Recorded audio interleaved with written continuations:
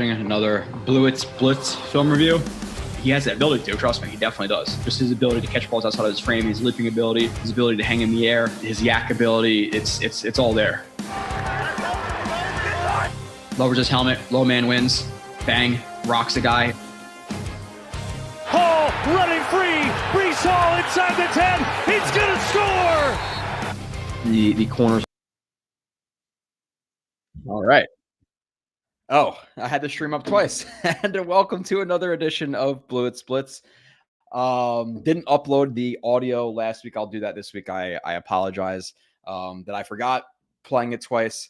I was going to put a poll in there, but I'll do that a little bit later. Say hello to some people in the chat. I know I'm going a little bit earlier than I have in the recent past, where I've been kind of going live at 7 o'clock. Again, obviously, it's a little bit earlier now.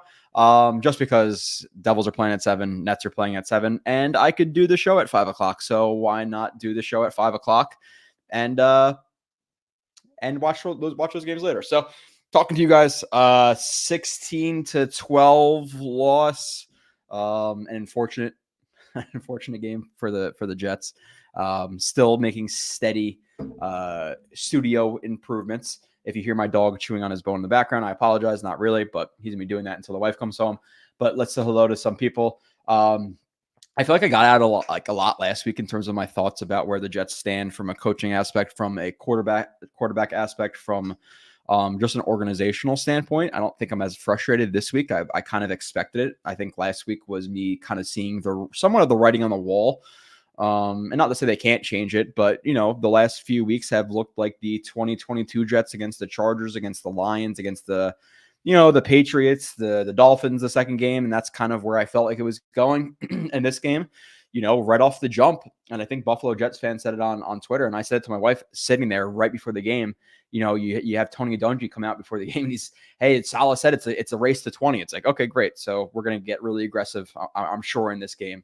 And it continued with the offensive problems, not being able to score in the red zone. Zach Wilson stepping out of bounds, has to know where he is. You have Uzama having multiple holding penalties in this game, which were the one was just pure laziness by Uzama and really, really piss poor technique. But it's just ugly. He steps out of the 3, and we all know it. I know it at least. I'm watching that game. I'm like, what are the chances of them actually scoring a touchdown here after they thought they had one? I thought it was pretty much 0. And then, oh shit, they proved me wrong. Brees Hall touchdown on I think it was a power. Not so fast. Which, by the way, the audio should sound a little bit better this week. Other housekeeping news, which I actually want to, let me click on this video and see if it's going to work. Okay, I was playing it twice. Unfortunately, Kyle will not be doing shows with us anymore. Just a little announcement. Obviously, Kyle was great doing it with us for years. He did a show, AFC East Bros, for a few years, and then he couldn't really continue with that because of the amount of time it took on. Became a similar thing with him here. During he couldn't find he couldn't figure out a way to get the 2 hours for the live stream. So it is what it is. Obviously, I'm going to miss Kyle. He's somebody I saw eye to eye with on a lot of life things, football things. Felt like we worked pretty well together. But now going to be doing it solo, at least for the time being. So I'm gonna put a poll up in here, guys, and this is legitimately for you guys, because I want to know. Host, I want to know if you guys want me to. Oh, hold on. That's not what I meant to do. End Q&A. Let me get that done. Okay, top chat. How do I do this? You got poll. Okay, ask a question. Host. Yeah, I want to know if you guys want me to try to find a co-host on the show, or if you want me to just go solo. Because I'm good with solo. Obviously, I could talk to a brick wall for quite a while. And I get to interact with you guys more, and then maybe I could do a call-in type of thing at some times with me just solo, or I just run it solo. Because last week, listen, I ran it solo for 2 hours, and I could have easily ran it for 3, most likely. So you guys let me know. It is always nice to bounce off with a co-host, but at the same time, I think with this show, it has to be a very specific type of person, but let me go back to the StreamYard and see what you guys are saying in here, and I'll run through the chat a little bit, and I want to see that poll. I want to see what you guys are genuinely saying, your legitimate thoughts. Even if you want to email me, even if you want to Comment after. Let me know. Dakota, green hearts and the white heart, green and white, and the white and green, like clockwork. As Simon says, Justin Jets says, I can't wait until I never have to watch Zach Wilson game another Zach Wilson game again. I think the last couple of games, the Giants game, the Pats game, the Eagles game, okay, the Chargers game, we could blame Zach Wilson. This is not one of them. This is not one of those games where you could put him on the pedestal in terms of what lost us this game. There were other things, Uzama, Hackett, in my opinion, in some instances, dropping passes, coaching decisions. There was a lot of bad. Zach Wilson wasn't great in this game. I don't want anybody to think he was great. And, he had a couple of nice throws, the sidearm to Lazard, which Lazard did his absolute best to drop. There were some nice throws that he made. The one to Garrett Wilson dropped. But then there was also incidences of him throwing interceptions when it's a really, really easy read on a spot concept, like elementary school football type shit, where if that defender underneath doesn't expand, he doesn't gain ground laterally on that flat, you throw that flat. He did not want to throw. He didn't throw the flat, on 2nd and 7. That could have easily been either a first down or very close to it, 3rd and short situation there.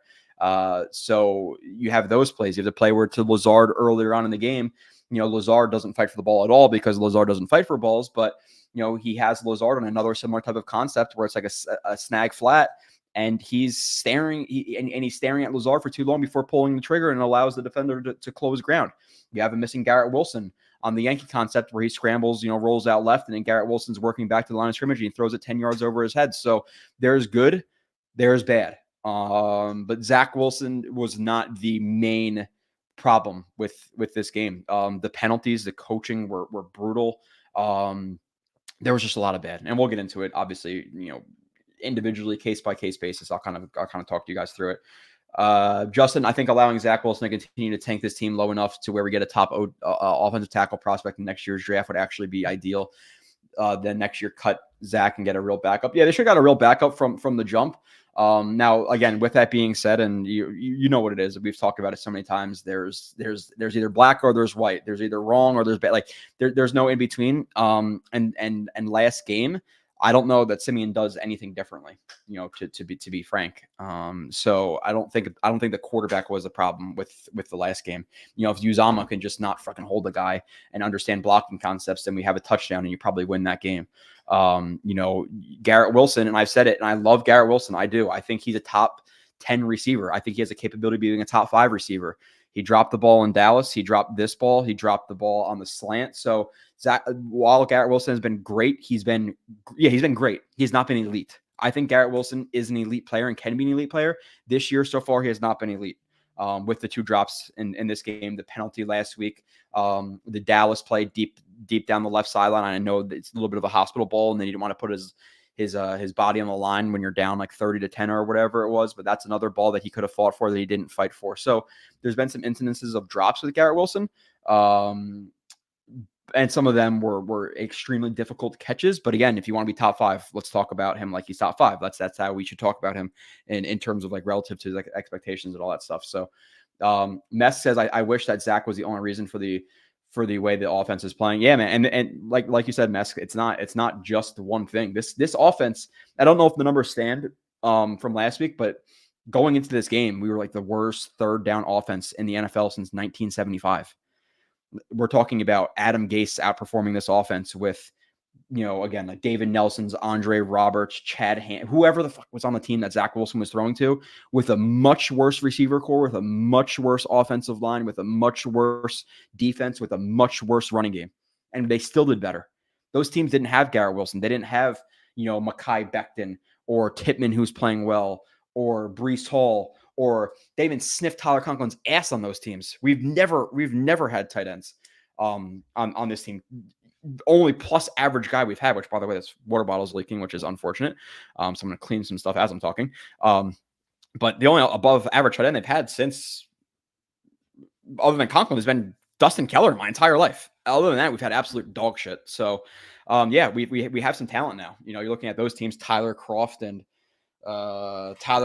Kellen Davis, Eric Tomlinson versus, what we have in Jeremy Ruckert, who's not used enough. And hopefully that's something that, Saleh hinted towards some changes this week with that. We'll see if that actually comes to fruition, because our coaching staff has a massive problem with with not holding our what is it called? Our veterans accountable, so sorry that was up there for a little bit. Okay, so hands are wet, so hopefully this works. My touch pad's gonna be a pain in the ass now. Jan, $20 super chat as per usual. I appreciate that, Jan, helping me with the computer fund. I gotta get a Rodecaster. It's like this little I don't know, it's like a little thing, makes your audio sound better. So I'm gonna have better audio when I get the Rodecaster, and then you get like 6 buttons to choose. And each button can be like, the one button's going to be the intro, and I have 5 buttons to play with in terms of the sound bites. I thought about the other night. I know all 5 sound bites. So all 5 sound bites they're not locked and loaded because I don't know how to necessarily put them on, but I have them in my mind. So once I get the Roadcast, we'll have we have better visual now, or no, we'll get better visual. The camera's coming. We're going to keep upgrading. So I appreciate everybody for sending the super chats. Jan, yeah, we do suck, coming to this 3-game stretch, minimum of 2 wins.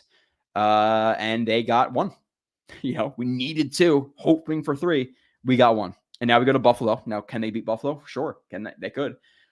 But they also just got their asses whipped by the Chargers, and their asses whooped. Well, not the asses whooped by the Raiders, but they lost to the Raiders with a rookie quarterback, So could they beat the Bills? Sure. Am I banking on it? No. Could they beat the Dolphins? Sure. Am I banking on it? No. Could they beat the Texans? Sure. Am I banking on it? No. So I don't know.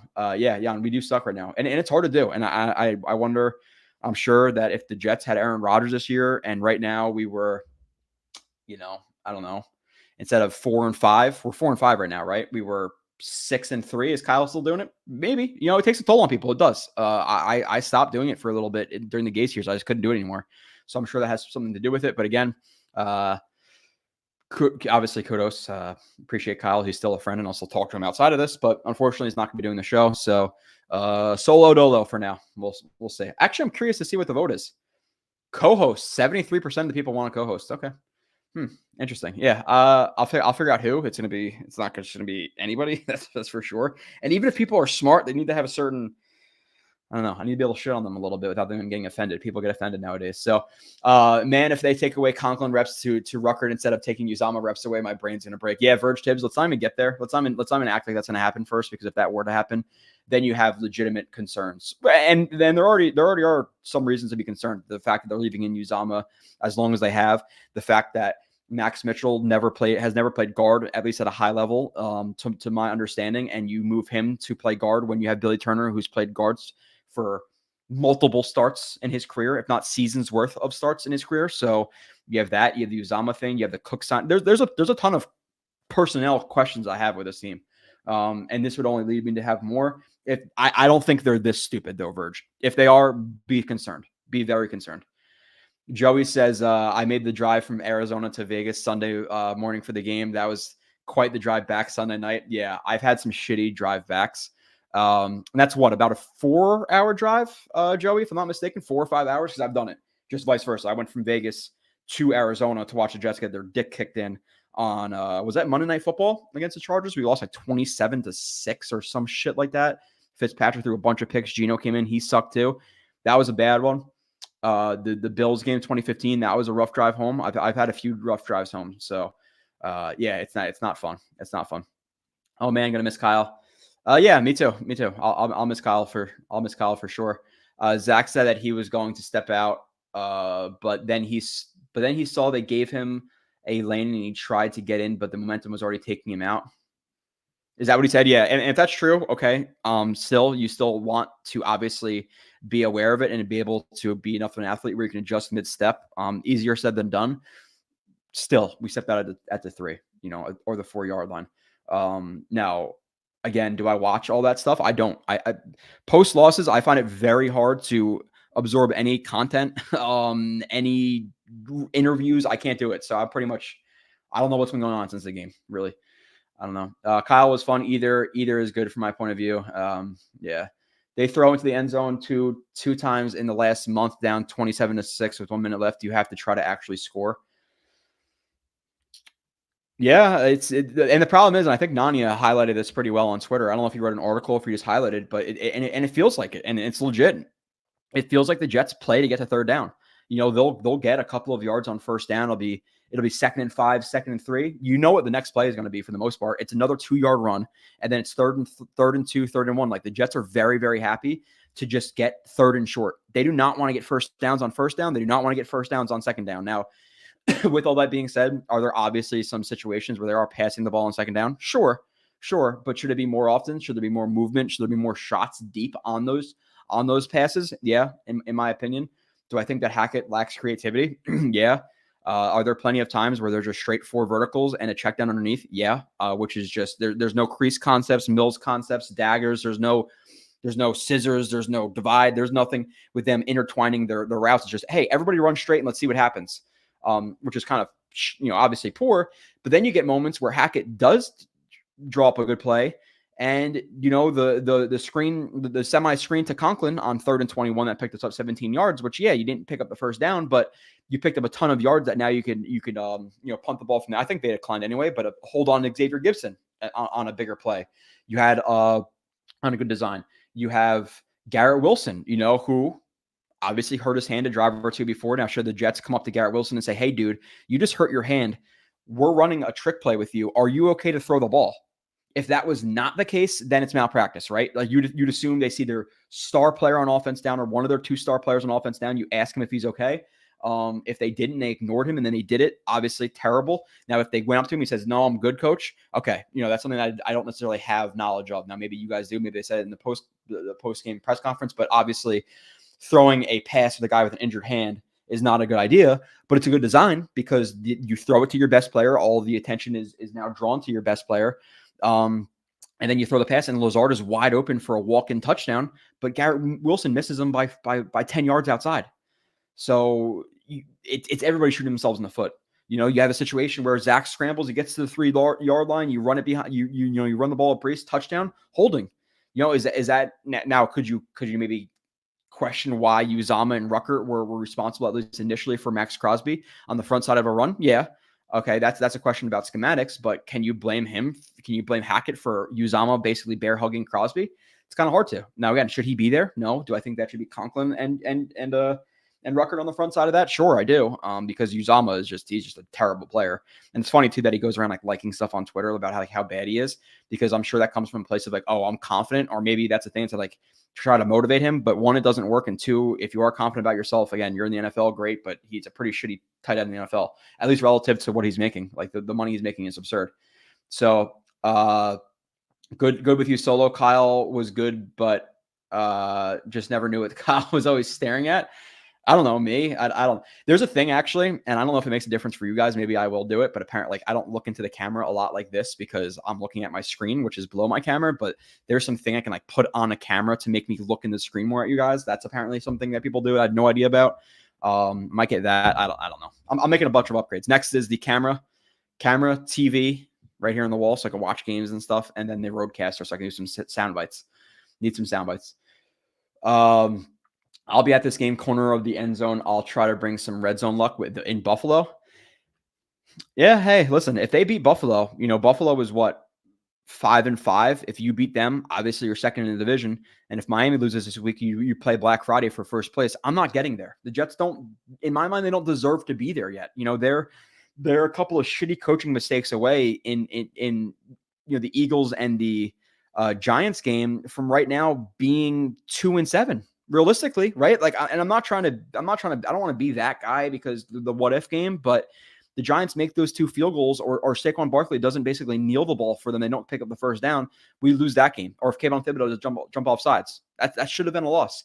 The Eagles game, at the end of it, in my opinion, they kind of lost it for themselves, especially the coaching plan, just not to run the ball throughout the game. And then they were running, they were, having success on the Jets. So, the Buffalo game, the punt return for a touchdown. So they're a sniff away from being a 1-win team, and that only 1 win being a game you had to sweat it out versus the Broncos, who at that time were historically bad defense. So I'm not going to play all the fuck playoff games right now.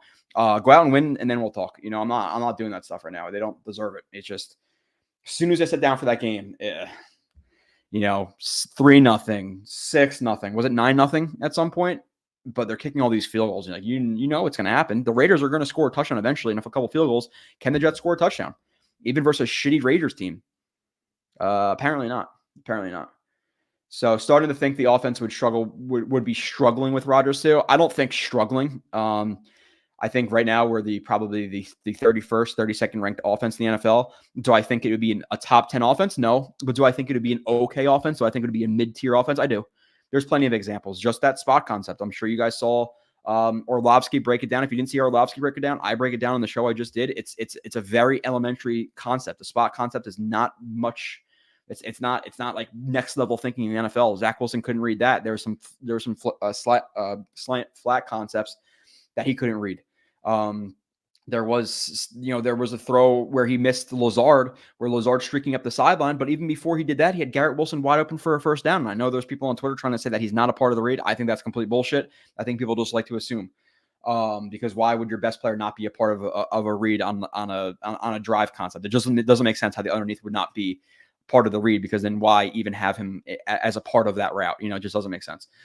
But no, there's definitely, but with that being said, Zach Wilson makes enough mistakes that Rodgers could bring it up to, I think, at least average.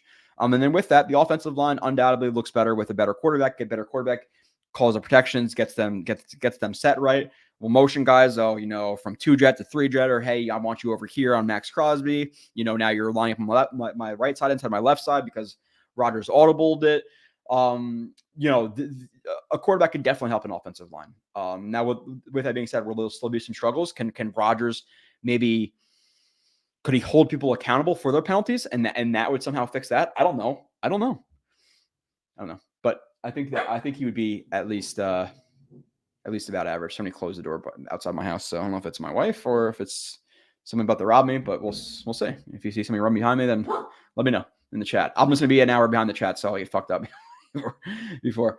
Salah and JD are way too reluctant to admit their mistakes. Uzama, Lawson, Cook, Lazard, Wilson, Tomlinson all should have been benched or replaced. Yeah. Uzama, yes. Early on in the season, once he's giving up, tacklers for losses and penalties, Uzama, with you. Lawson, I'm with you. I think they should have gotten rid of him in this offseason, to be completely transparent. I said that quite a few times. Get rid of Lawson and use that money elsewhere because they don't necessarily need him. And then they obviously renegotiated the contract and it's all guaranteed. So you're not really going to get rid of him. Cook was a mistake from the jump. I don't know what they thought would happen differently. Now, with that being said, did Cook have his best game as a Jet last game? Yes. Is that one decent game out of 9? Yes. So that was a mistake from the beginning, but you're going to continue to play him now. Lazard was a mistake from the jump, but that's kind of the Rodgers tax. Hey, listen, $11 million for a receiver 3 is not so bad. It's not. My thing is, Lazard is a borderline receiver 3 in the NFL, and probably not even that. The only reason that he is a receiver 3, like a receiver 3, is because what was I just saying? Lazard. Oh yeah. Lazard was made a receiver 3 because of Rodgers, but he's slow. He doesn't fight back for the ball. He's an overrated contested catch guy. He can block well. He's a good locker room guy. Okay. But he's obviously was not a great signing, but with Rodgers, okay, I'm fine with that. Wilson, yes. The fact that they doubled down after last year is a joke. Tomlinson, kind of a tough spot because he makes so much money. That's just realistic in terms of the NFL nowadays. You make a lot of money, you're going to start. And who do the Jets really have behind Tomlinson who's better than him right now? I would say nobody. Even though he's been struggling more recent, I'm not going to say that, okay, Xavier Newman or Schweitzer when he comes back is better than Tomlinson. We better seen Izzy end around. Yeah, I want to see Izzy in just his explosion. And obviously Michael Carter was cut. The whole scapegoat thing, I think people are thinking way too much into it. I think they have a situation where they have Cook, who's getting a lot of money, who's going to stay here, obviously, because of Rodgers, and he just, kind of bursted out the last game. You have Cook, and then you have Izzy, and they probably went to Carter. Hey, man, at the end of the day, we're gonna make you inactive because we're going to start playing Izzy, and Michael Carter may have asked for his release, or the Jets going to say, hey, we're gonna sit you down, so we're going to release you so you can get a fresh start with another team and hope to play well with them. Now, the only thing is, who's going to be the third down pass protector? Because I don't think. And PFF numbers may say differently. I don't think he was that bad as a pass protector this year. I don't think he was really bad at all. Now, maybe as a pass catcher he was because he dropped a few passes, but I don't know who's going to replace him as a pass protector because Izzy is raw at it. Cook is god awful at it. He's actually good when he dedicates himself to it, but that's few and far between. And then Brees is okay at it, I guess, but I don't remember him being good last year at it or even plus average. So that's the only question I have. But yeah, Michael Carter getting released, shake up the locker room. I don't know. That's another interesting one. Normally watch on playback. Love the show. I appreciate that, Joe. Yeah, I've seen your name in here a few times, but yeah, I definitely appreciate it. Daniel Murphy, I skipped his super chat, says Rip Kyle Greenheart. He was great on the show. Vote co-host. Okay. Yeah, it's just I don't know. I have an idea too, but I don't really know. Because I don't know. It's really hard. You can't just bring somebody in. I don't know who that would be. I really don't. Starting to think the offense, and if you, I don't know. I don't want people like sending me messages like, "Hey man, just don't do that." I'll reach out. I'll reach out if I'm thinking about that person or who it is. I'll reach out. Starting to think the offense would be struggling with Rodgers. Oh yeah, you already said that. Last week's solo show was a tremendous show. Yeah, it allows me to really expand on my thoughts and not have to feel like I'm constricted at any time. And it also allows me to talk to you guys a little bit more and kind of hit on your chats individually. But yeah. Okay, keep moving on. Q, do you think Mitchell could realistically play right guard? Heard somewhere next week there will be Brown and Mekhi at tackle. At tackle, I don't. There's a hair in my mouth. My freaking dog or blanket or something. But I don't think he was strong in college. Like even in college at what freaking school did he go to? Louisiana Tech or Louisiana, wherever the hell it was. I don't think he was strong against that competition. And then you bring him to the NFL. I thought he struggled with the power at tackle. So now you're going to move him versus 330 pound, even 300 pound, defensive tackles who are, it's a lot quicker in there. It's a lot more aggressive in there. I don't think he's that type of player. So I think that they're going to try to move him there and see what happens. Do I think that his best spot is at right tackle? I do. I don't even like moving him right now because listen, he just had a decent game against Max Crosby. He's one of the better, defensive ends in the NFL. Do I think that Brown is going to be so much better than Mitchell? I don't, even if worse. So now you're going to move him out of a spot that he's developing in and that he got drafted to play to move to right guard where I clearly don't think he's a fit. So I don't love the marriage of him and playing at right guard, but next week will be Brown and Mekhi at tackle. Yeah, I guess it's possible. When does Schweitzer come back too? Because when you have Schweitzer come back, okay, he could play guard. Tippmann's going to be starting at center or guard. When does McGovern come back? Yeah, when does McGovern or Schweitzer come back? That makes a big difference. Playing for field goals to get third and short is so frustrating. It's an offense with no balls, coaching players, everything, endless cycle. Yeah, I feel the frustration. I do. I do not need Joe to look like he's staring into my soul while trashing the Jets. Yeah. Now, is it ever unfair? Because I've seen some stuff, and it is what it is. I get labeled abrasive, which I think kind of fits, but it's not like I don't speak the truth. I don't know.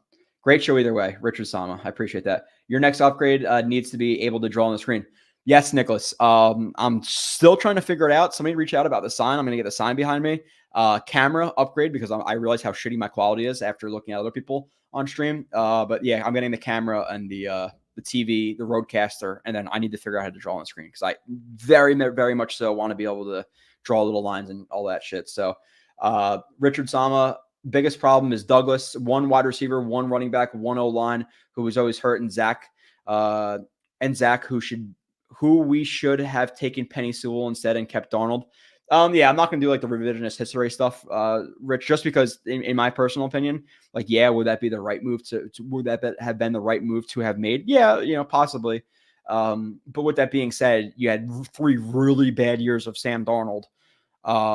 You had a new regime stepping in, and you had a quarterback who was unanimously a first round quarterback and pretty much unanimously the second overall quarterback past Trevor Lawrence in that draft. So all logic points to drafting Zach Wilson. Now, again, they have, 85, 90% of information that we don't have between his medicals and his backgrounds and interviews and stuff that we necessarily couldn't have seen or projected. But with that being said, I don't think it was a bad move, but Douglas one of the bigger problems with the offense this year, if not the biggest problem? Yeah. Now the Hackett thing is hard, right? Because that's the price of doing business with Rodgers. But hey, we're talking about right now wanting more offensive linemen. You went into the year after all of the problems last year with pretty much all you did was, hey, let's replace Fant with a worse Billy Turner. Fant is playing with the Texans right now and actually playing pretty well. I think he's been a starter like the entire season, playing well. So your answer was downgrading from veteran to veteran, drafting a 4th-round rookie who's raw and injured, and that was your answer at offensive line. Is that a problem in a Super Bowl or bust year when Rodgers was here? Yes. Is signing Dalvin Cook a problem? Yes, in my opinion. So I'm not going to say one running back. I'm going to say bringing Dalvin Cook in to be part of the solution as a problem. Receiver, as soon as Corey Davis went down, most Jets fans were saying, let's bring in another guy. Now there were the few who were saying Lazard is better than Davis because they never really watched Lazard play and they just hated Davis to hate Davis. But now I'm sure every single person knows that Corey Davis is better than Lazard, so it's not in a story anymore. But there were the people who were saying, oh, it's Lazard and McCole Hardman as the 3. And people were okay with that because Hardman's some guy we saved from the Chiefs, apparently. But no, most fans knew it was a problem. So, yeah, Douglas does have part of the blame with this offense for sure, because right now they're struggling some games because of the quarterback. They're struggling some games because of outside of Garrett Wilson, receiver, they can't separate. They're struggling because you have, Billy Turner at right tackle last game and getting abused. All those lead back to Douglas. I run the spot concept in Madden all the time. Yeah, again, easy, right? If that snag or if that hook is there, you hit it, But if that guy stays inside, you throw it to the flat. That's all it is. It's really, really easy. Douglas free agents all hard except for Reed. Part of his problem, for sure. He has the UDFAs. He has some of the draft classes. He has Michael Carter II in the 5th round of the 2020 draft, right? So he has some hits, but his free agencies have been nothing short of like Rich says, hard, right? He has Reed. He has Reed and he has Conklin. Those are the only ones I'll give him. Conklin's been solid, right? I could gloat, not gloat, but I was telling you Conklin's a little bit better than you thought he was last year. And Conklin he plays pretty well, man. I like Conklin. So I'll give him Conklin, I'll give him Reed. Past that, in terms of like guys he got even lower tier guys where he got good value. Okay. We could look at Connor McGovern this year. I think for $1 million, him coming back and playing okay is a good contract. But yeah, it's few and far between. It's few and far between. Lazard, Uzama, and Cobb never get open. True. Even if Lazard is open, he basically guards himself with those stone hands. It's so true. The way he tries to catch the ball, the way he doesn't attack the ball, it's bad. He's not a good player. And unfortunately, the Jets are stuck with him for at least another year or two. It was a 4-year, $44 million contract, but about half of it was guaranteed. I think maybe 2 years are guaranteed. It's like 2 years, $26 million or something like that, whatever it may be. Turnstile Turner. Yep. Yeah, and that's another move. You watch him, and I remember watching him initially. It was like him and Yannick Kajus were brought in the same time. I'm like, this is a problem, man. Because again, it's all relative to what you know, right? Like Corey Davis really, really sucked until you saw Alan Lazard. George Fant really, really sucked until you saw turnstile Billy Turner, right? So I don't know. Did the Jets still have a chance to the playoffs? Yeah, they have like a 20% chance or something like that. But the Jets dropped from, I believe, 8 with a win, against the Raiders to 13. We're the 13th or 14th team in the conference. The only team below us right now are the Broncos because of a tiebreaker. And who's the other team? There's another really shitty team. Maybe, is it the Colts? No. Texans? No. Jaguars? No. Is it the Titans? Are the Titans below us? I don't know. But we're the 13th out of 16 team. Not ideal. Not ideal. That's for sure. Douglas has had one good draft, all 3 terrible drafts. Yeah, 2020. If Becton ends up being like a decent level starter, if you have Hall, who was a good backup, if you have Michael Carter II, was he in that draft? Michael Carter II? Yeah, Michael Carter II was in that draft. That was a good one. So there were some hits in 2020. So I wouldn't say terrible. Yeah, I wouldn't say terrible. I'm not going to say all terrible because you have Tippmann. We'll see what McDonald is. This year is too early to judge the year. But yeah, Mims. The drafting hasn't been as bad as some people think it was, or it has been, in my opinion. I think if you pull up all the 32 teams in their draft histories the last 10 years, you're going to realize how many misses the Ravens have, all these teams have as well. So I'm not going to kill them for the drafting. Now, do I want some maybe? No, I'm okay. I'm okay with this draft, to be honest. We passed up on Tristan Wirfs for Becton again. Yeah, I don't know. To be honest, I think the show would run quicker with just you as host, but I think having a co-host helps with some topics more so for the offseason. Yeah, like the top 25 list, the superlatives, all that stuff. It definitely helps to have a co-host. But yeah, Brown was terrible. Why bring him back? Should have kept Morgan. Yeah, Morgan Moses was okay for us, right? And then they got rid of him because Becton was coming back. Becton was coming back and Fant, right? Robbie chose and Anderson got cut again. Do we do it? We could use another wide out. There's no connection necessarily between him and this regime. And does he even fit this offense? They don't ever go deep. Why have a deep threat? I don't see the need for it. Do you think JD is doubling down on Zach Wilson because his job security with Woody Johnson is tied to Zach Wilson's success? If JD really concludes Zach Wilson could be the guy based on film, what does that say? It says a lot about him and NJZ. And that's part of my problem. And that's why I had a 25 fucking minute rant the last time where, I'm bugging out because these were problems we were talking about since April or May. The fact that you doubled down on a guy that clearly your locker room didn't support after Mike White came in. They make t-shirts and wear them all around the locker room while Zach Wilson's sitting there probably pissed off. You have, he gets benched for Flacco. He gets benched for Strevler. And then you double down on him in the offseason, not bring another guy. And then you double down again, or you triple down after Rodgers goes down. No, this guy is fine. Why? What has he shown you? Like tangible evidence has he shown you that he's legitimately improved? So do they just ride it out? Do they feel like Zach Wilson's their best hope? I don't know, but why bring in Simeon? Why has Simeon been here for 4 or 5 weeks on the practice squad? Is it because so you either one brought him in to just shut fans the hell up, or two, you brought him in because the possibility of him maybe potentially having to play, but you don't want to hurt Zach Wilson's confidence? And then furthermore, why is Tim Boyle here? So, yeah, I have a big problem with how they handled, Zach Wilson and how he's the guy. Do I think his job security with Woody Johnson is tied to Zach Wilson's success? No, because I don't think Woody Johnson's an idiot. Realistically, that's just me being transparent. I don't really think there's so many GMs who miss on quarterbacks. Quarterbacks in the first round are at what hit rate right now? Legitimate. Like even the Lawrence class, who's worked out? Nobody but Lawrence. There's so many classes where the quarterbacks do not work out, whether it be a first round pick or a third round pick. So the hit rate it has to be like 20% or something like that, or even much less. Probably even much less than that. So can you kill a guy for missing on a quarterback that most of the GMs would have unanimously drafted if they were sitting in his spot?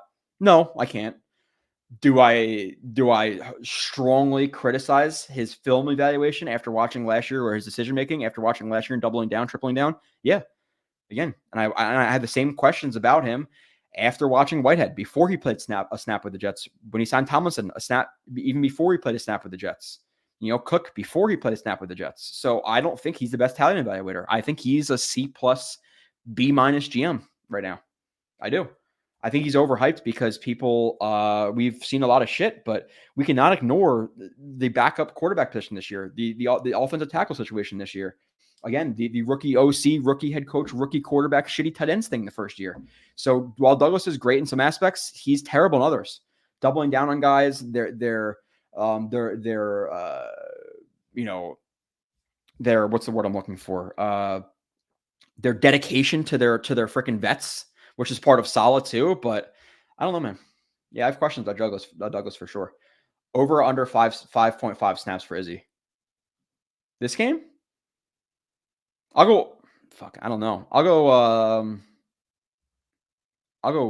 over. I'll go over. I'm unclear why people still harp on Hardman since he's been back with Kansas City. He only has 6 catches. He only has 6 catches in the second game. He muffed a punt that got returned. I don't know if he got returned or if it was just a fumble recovery, but yeah, there's a reason he got $4.5 million a year from the Jets because nobody else wanted him for that price. He was not a good player. He is a good deep threat / gadget guy. If he's your fourth receiver on a team, okay. Anything higher than that, where he has to take more than 15 to 20 snaps a game, it's way too much. It's just way too much for him. Overrated from the jump, yeah, for sure. Joe, if you had a magic wand, that what would be the one thing that you would change to make the Jets score touchdowns? Penalties.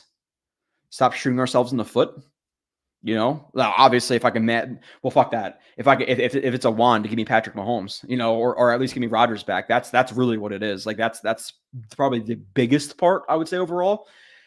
But the second and third part, if not even fighting for the first part, or Hackett's play design, and then also them consistently shooting themselves in the foot. It really is. So Rodgers, sure, but then Brown, Billy Turner. Oh yeah, for sure. That's undoubtedly.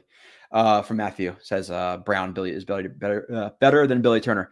Joe, you can even have a part-time host who just does like a 30-minute revolving spot each week just to bounce stuff off. You could still BS for the other hour and a half.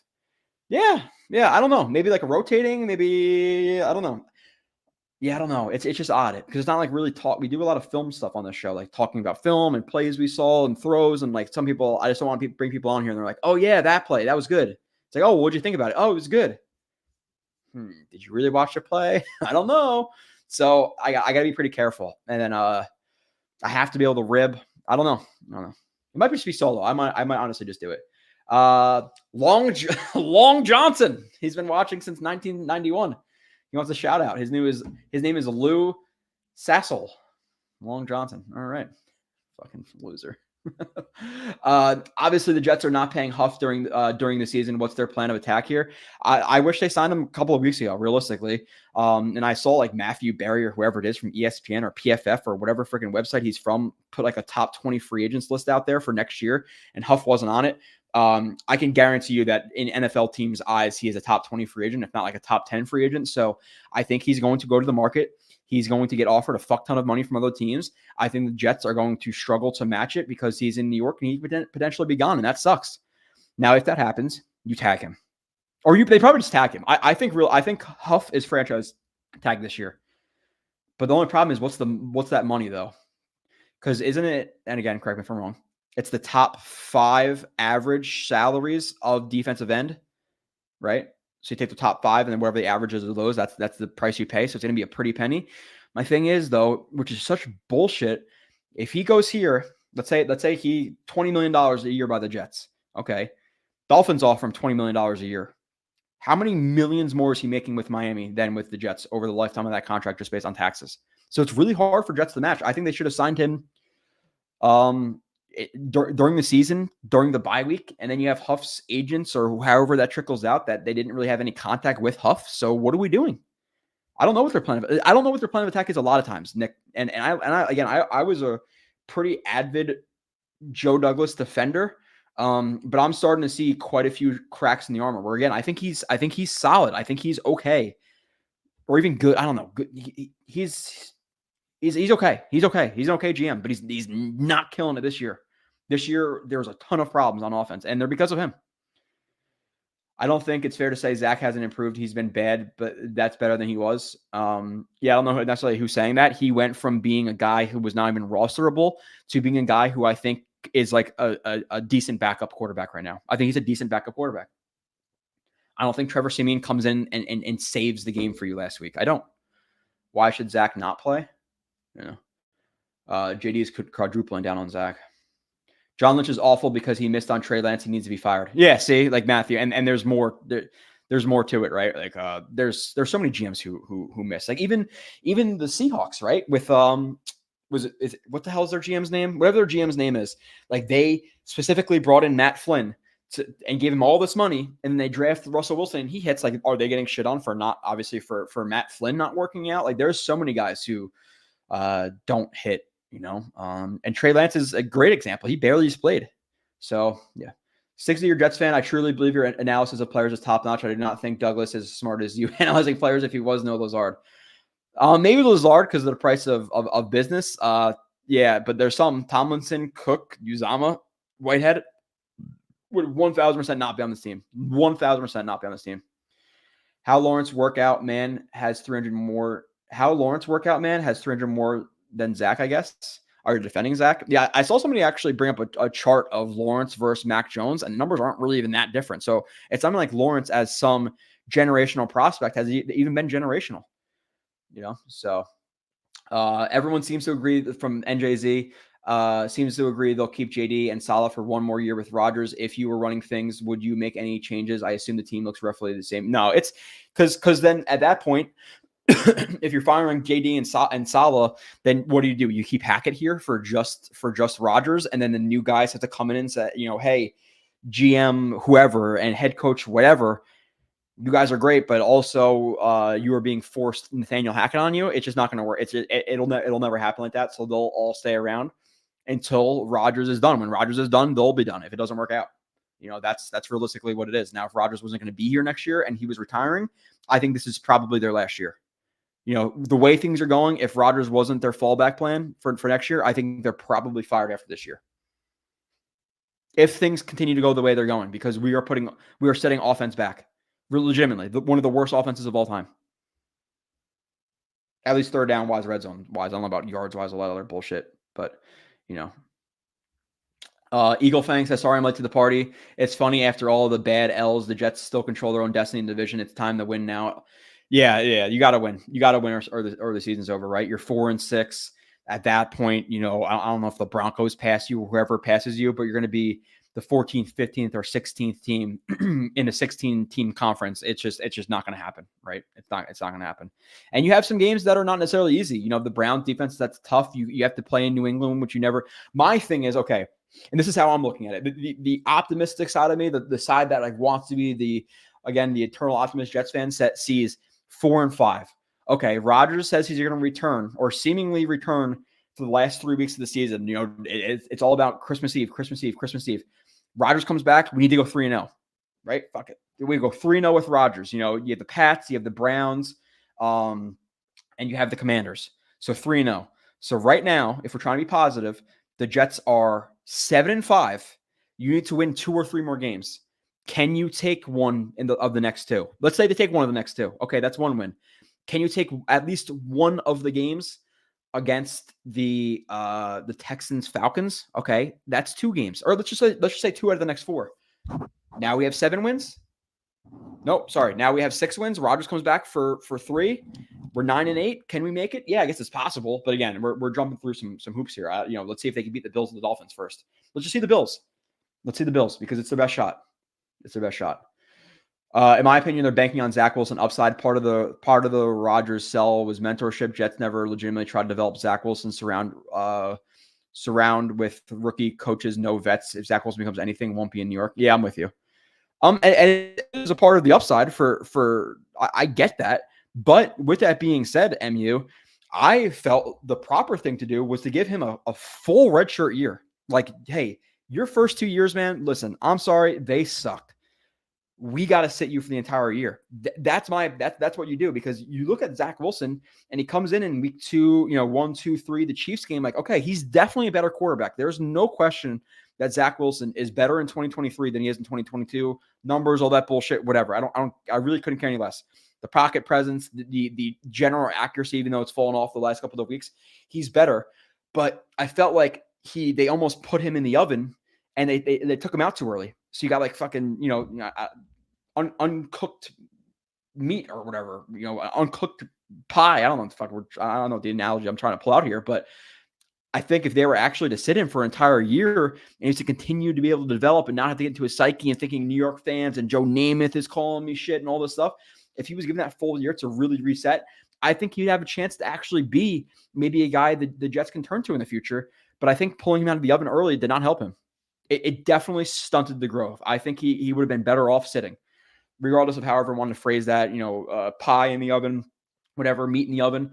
They took him out too early. I think benching him and getting a legitimate backup, Gardner Minshew for $3.5 million, or Jacoby Brissett or Dobbs, or all these guys we're talking about pretty consistently. They all could have been here, obviously assuming the price is right. And the Jets said, no, we're bringing in a 38-year-old quarterback behind an injured offensive line. There's no way he's going to get injured. If he does, we'll double down on a quarterback who got benched for a CFL quarterback who's on an NFL roster now. That was our thinking. And that is extremely flawed.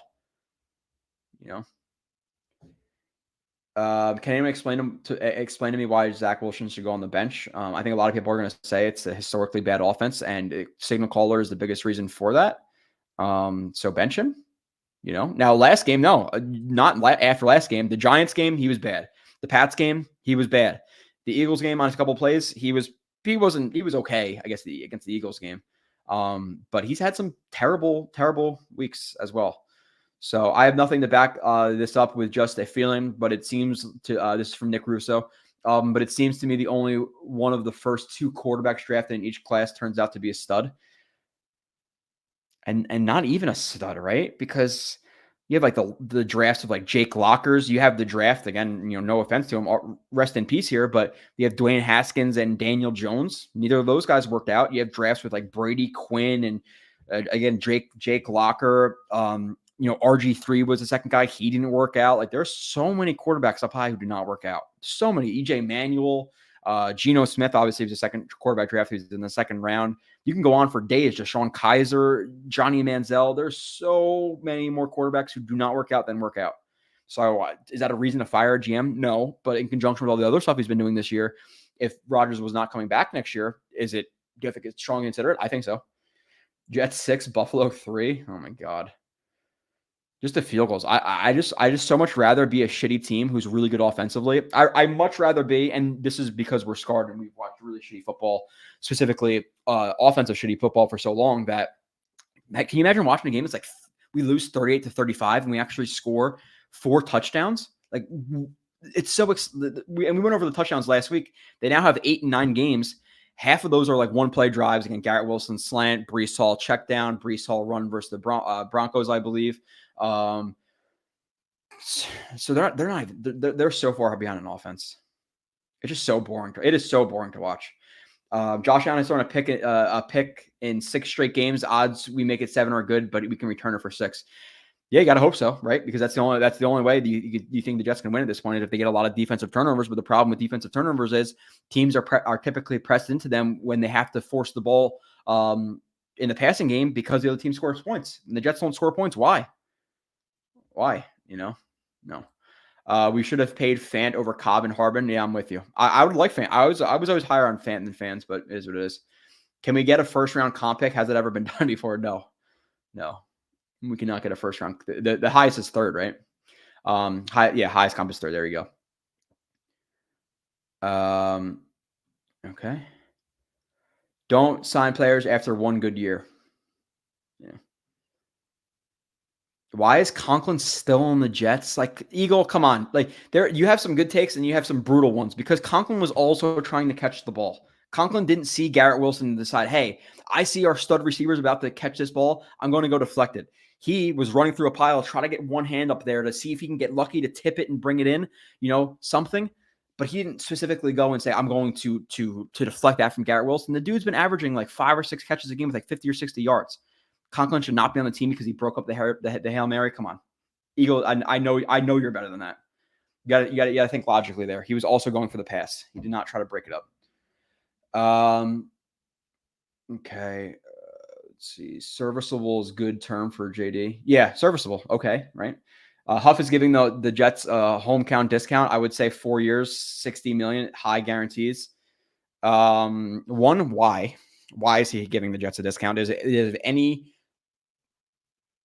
why? Yeah, and now you could say, okay, they brought him as a UDFA and all this stuff, but let's say, hey, this is the money you're going to make for the rest of your life, Joe. If you have 4 years, $60 million, and you're going to get really 35, 40 million of that by the end of the contract because of taxes, where you can get 55, 60 million of that in Miami, are you going to take $15 million a year, $20 million less over 4 years to play with the Jets because they gave you a UDFA chance? Some might, most won't. Most people want money. They love winning and all that stuff. And I'm sure like Garrett Wilson's all that stuff, but they like winning in conjunction with money. He hasn't been winning here. So why? Why is he just going to say, hey, I'll stay for you guys? I think that's what you want realistically to happen. But he could just as easily say, hey, no, screw you guys. You guys didn't give me a contract for however many years. You tendered me this year instead of giving me a long-term contract. You didn't give me one during the deadline. Screw you guys, I'm out. It's also just as likely. You don't know.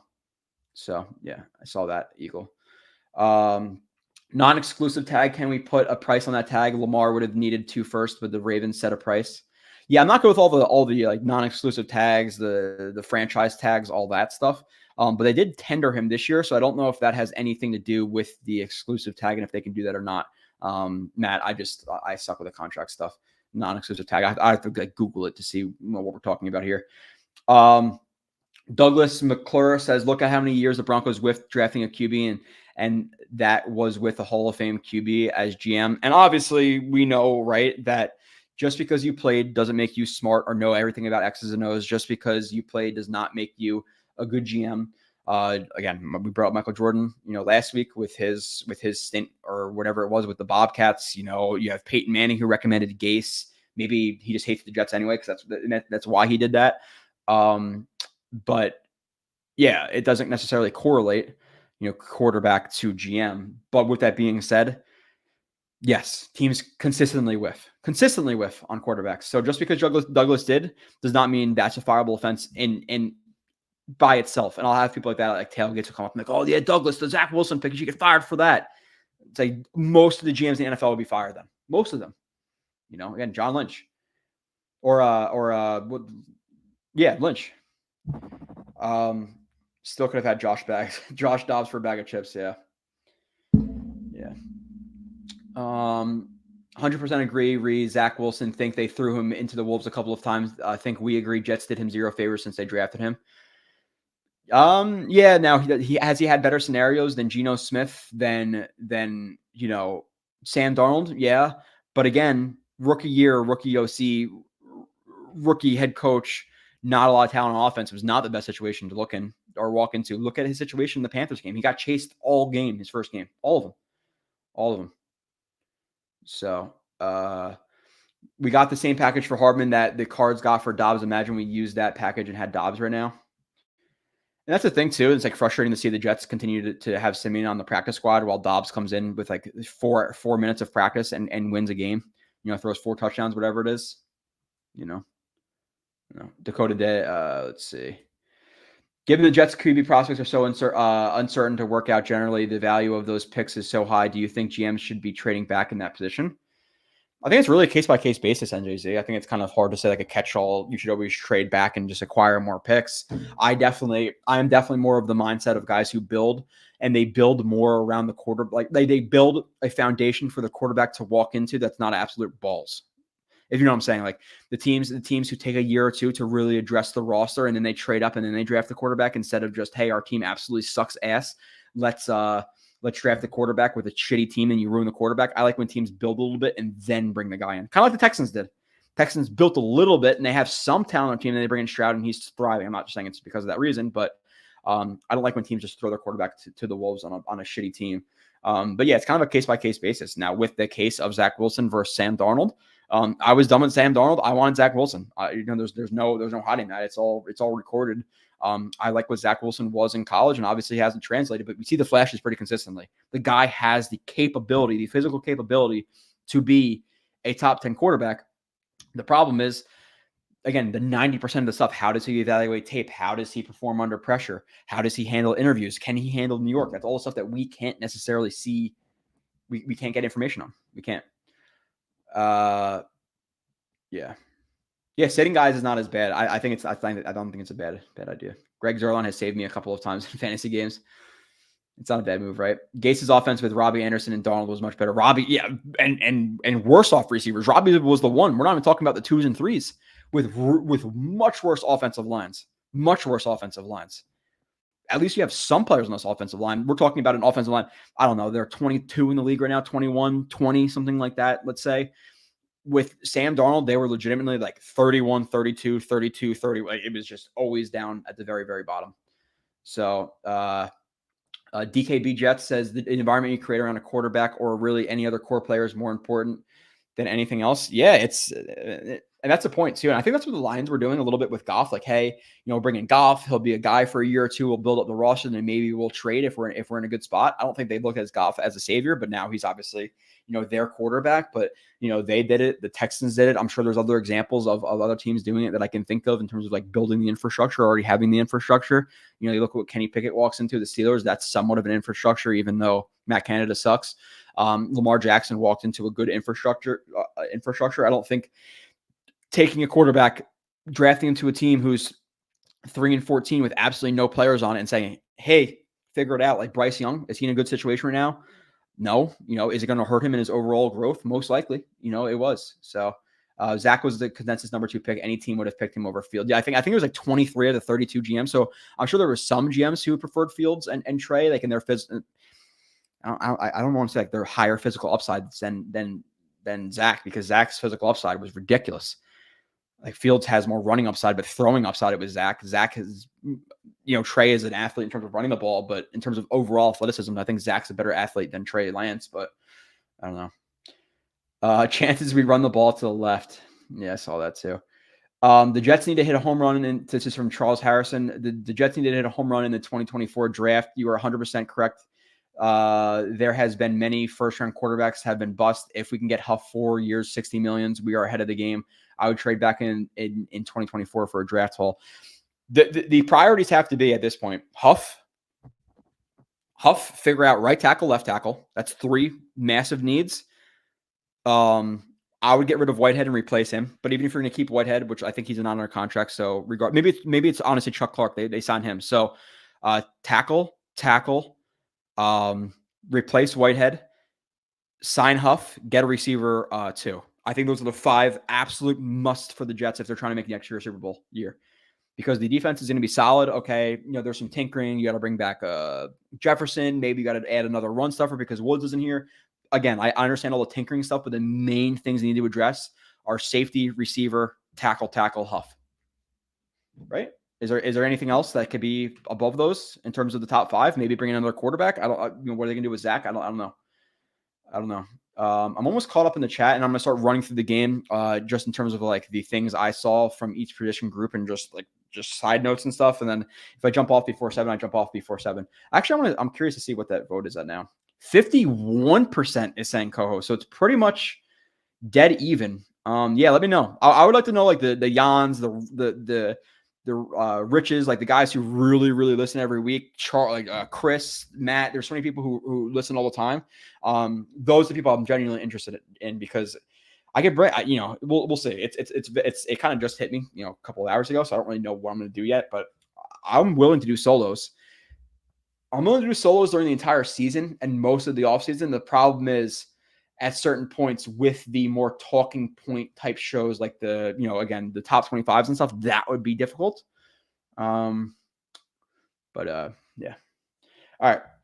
MU, I think conversations being had about this offense, all things equal, it's entirely different without penalties in the drops, which is my logic.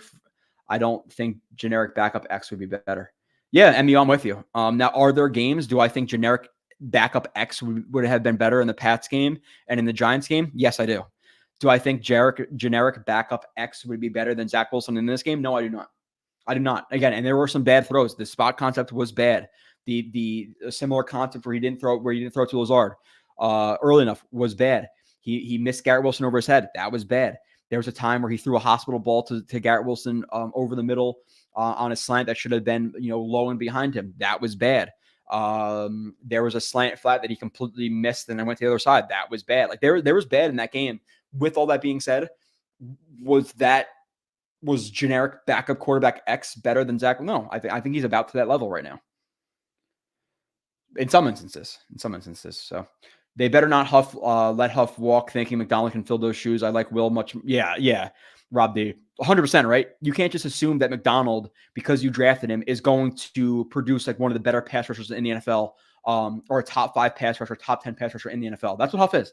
Huff, as an individual pass rusher, is a top 10, top 5 guy. Can you just bank on McDonald doing that? No. If they do, again, malpractice. Huff is on a different level, like you said. You have to re-sign him. Do they? They better. Because you're talking about next year, JJ, JFM, Huff, McDonald. Really like that. JFM, JJ, McDonald. Okay, you have 2 guys on the edge who are plus average at that point. But McDonald could just as easily be a bust as it could be a good player. So then you have 2 guys who are locked down, going to be good. But that's not enough for this defensive philosophy with all the rotation and stuff. So Huff isn't necessary. He is a necessary. You must resign him. Joe, I never said Conklin should be cut because of the Hail Mary. He should be cut because he's a below average tight end. That's why Rucker's getting snaps besides CJ being bad himself. And how is he a below average tight end, Eagle? He's He's probably last year he was top 10 in receiving yards and catches. This year he's on pace to have 700 yards with Zach Wilson at quarterback. He pretty much catches everything that goes his way. He's burning linebackers over the middle with his rocker move. He made a big catch up the seam this game. He made a big catch up the seam in the Giants game. So in what world is he below average? Like name 15 to 20 times you legitimately would have over Conklin. And if you do say 15 to 20, you're reaching on at least 5 or 10 of those. Because there's probably only like 10 or so guys that you're like, okay, I want those guys over Conklin. So even if he's average, okay. And I think that's you being harsh for one play. Because what else has he done bad this year? You could point to 2022 that drops the fumbles. What has he done this bad this year? What game was that where was it the Broncos game where he got contacted and dragged guys for like 15 yards? What has he done? I don't know. All gas, 6 points. All defense, no offense. All gas, all talk. Yeah. Dakota's he rides a roller coaster. Really high one week and then really sad the next week. If we lose, he's pissed. I don't think Nani and Boy Green are going to co-host anytime soon. I would also give Mosley a mini extension. So instead of 1 year, $18 million next year, you could get him for two for 14, but add more guarantees. I'm with that. If they could lessen the year one hit, to just add on another year, Rob D, I'm 100% with that. And I think that's where he should fall to, like $14, $15 million a year, or maybe even less, $13, $14 million a year. Do I think he's worth $18 million a year now? No. But also with that being said, you don't save all that $18 million if you cut him, right? You save however much of it, then you also have to pay to replace him. So that linebacker, let's say you save half of that million. Let's say you save half that 18 million, because I don't know exactly what it is. Now you have to find a linebacker who's just as good for $9 million, or you just keep it for 1 year, $18 million. But yeah, I would see Mosley here because he's a top 10-ish linebacker. Maybe I missed something earlier in the podcast. Why was Kyle didn't show up last week, and now Kyle is not showing up this week because he's not showing up. Maybe not ever again, but Kyle is done with the podcast. So Kyle is no longer. It is Joe Solo Dolo for now. Hospital ball and gunshine. Yeah, he threw a couple of those. Conklin is the best tight end we've had since Keller. Not debatable. That's not debatable. That is 100% fact, Peter. Conklin has been a top 3 player in our offense this year. Yeah, no, legitimately, right? Easily, like very, very easily, the 3rd best player. It's, skill positions, right? Like you can argue offensive line, but Garrett, Brees, Conklin. Like let's look at Conklin game log. Tyler Conklin. I'm not the biggest stats guy in the world here, but okay, first game slow, nothing. Then you have 5 catches, 50 yards, 3 catches, 26. Okay, not a good game. 4 for 58, 4 for 67, 3 for 24, not good. 0 for 0, not good. This last game, 6 for 60 or for 66, 7 for 70. He has, he's on pace to get about 700 yards this year and about 60 catches.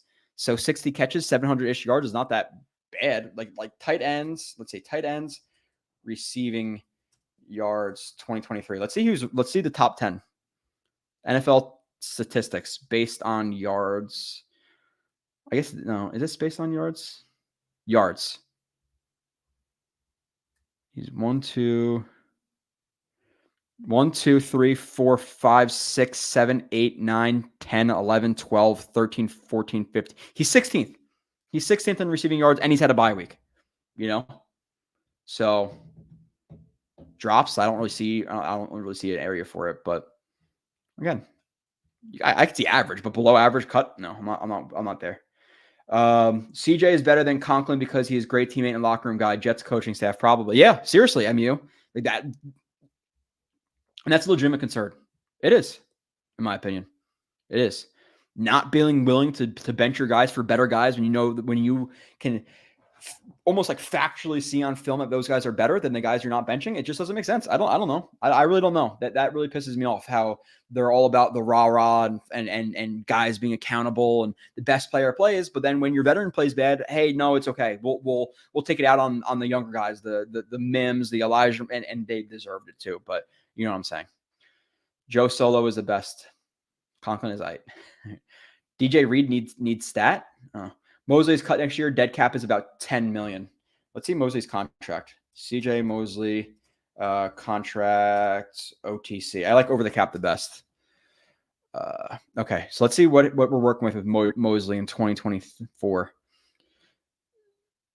So dead money's 10, cap savings is 11.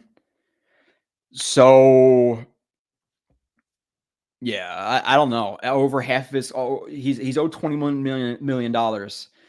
So $10 million to cut him to save 11. Are you going to find a guy who's better than CJ Mosley at $10 million? Probably not. So do you just keep him for that year? Probably. Then he's gone. Or like the other listener said before, you extend him a contract for maybe 2025 and make the 2024 hit less. But you're not cutting Mosley for 10 million dead and only 11 million savings, in my opinion, because you're not going to find a guy who's as good as him for 10 or 11 million dollars. Again, in my opinion. They will let Huff walk. Here comes that third round compensation pick. But again, like, sure, what are the chances you draft anybody who even sniffs his ass in the third round? Almost zero. Legitimately almost zero. Thoughts? Someone keeps blowing up my videos with a thought that the Jets should only have O linemen that will be here in 2024, 2025 playing. Who? It kind of it depends. Like, are you not going to play Becton because you don't want to sign him, and then you're going to put in, I don't know, Billy Turner because he may be here? Like how far are we going here? Now, should the young guys, like, should you get more Xavier Gibson reps because he may be here longer than Cobb, or should you get Tippmann reps over Schweitzer, who they want to sort of guard over Tippmann? Like, yeah, those type of instances, yes, but you also don't want to break your back doing it, because at a certain point you also have to be fair to your roster and your fans in terms of who gives you the best shot to win and who gives you the best shot to evaluate your other talent, because whether it be a guy running the wrong route or not, blowing a protection or blowing a stunt, that also limits the progression and your ability to evaluate your other players. So it's kind of a really layered question. Why did Kyle leave? There was no falling out. There was nothing. He just doesn't necessarily have the time for it. He wants to dedicate, I guess, more of his time to his work or whatever he's doing. And I fucking left this water bottle on my on my desk still, even though I knew it was leaking. So just wipe up a bunch of this stuff, because it took me freaking 7 hours to build this desk. It's like an IKEA desk with 1,000 parts. It was a pain in the ass. But no, no specific reason. Just no specific reason. It just is what it is. Kyle got his free Jets tickets and immediately left. No. Kyle, and he might be back. You never know. How did Blake Cashman bowling out for the Texans and not get hurt? I don't know, dude. Bad luck, Jets gang. Which is bad luck. At what point is it okay for us to be pissed at Corey Davis? Right, because right now, with a lack of reason, it looks like he fucked us.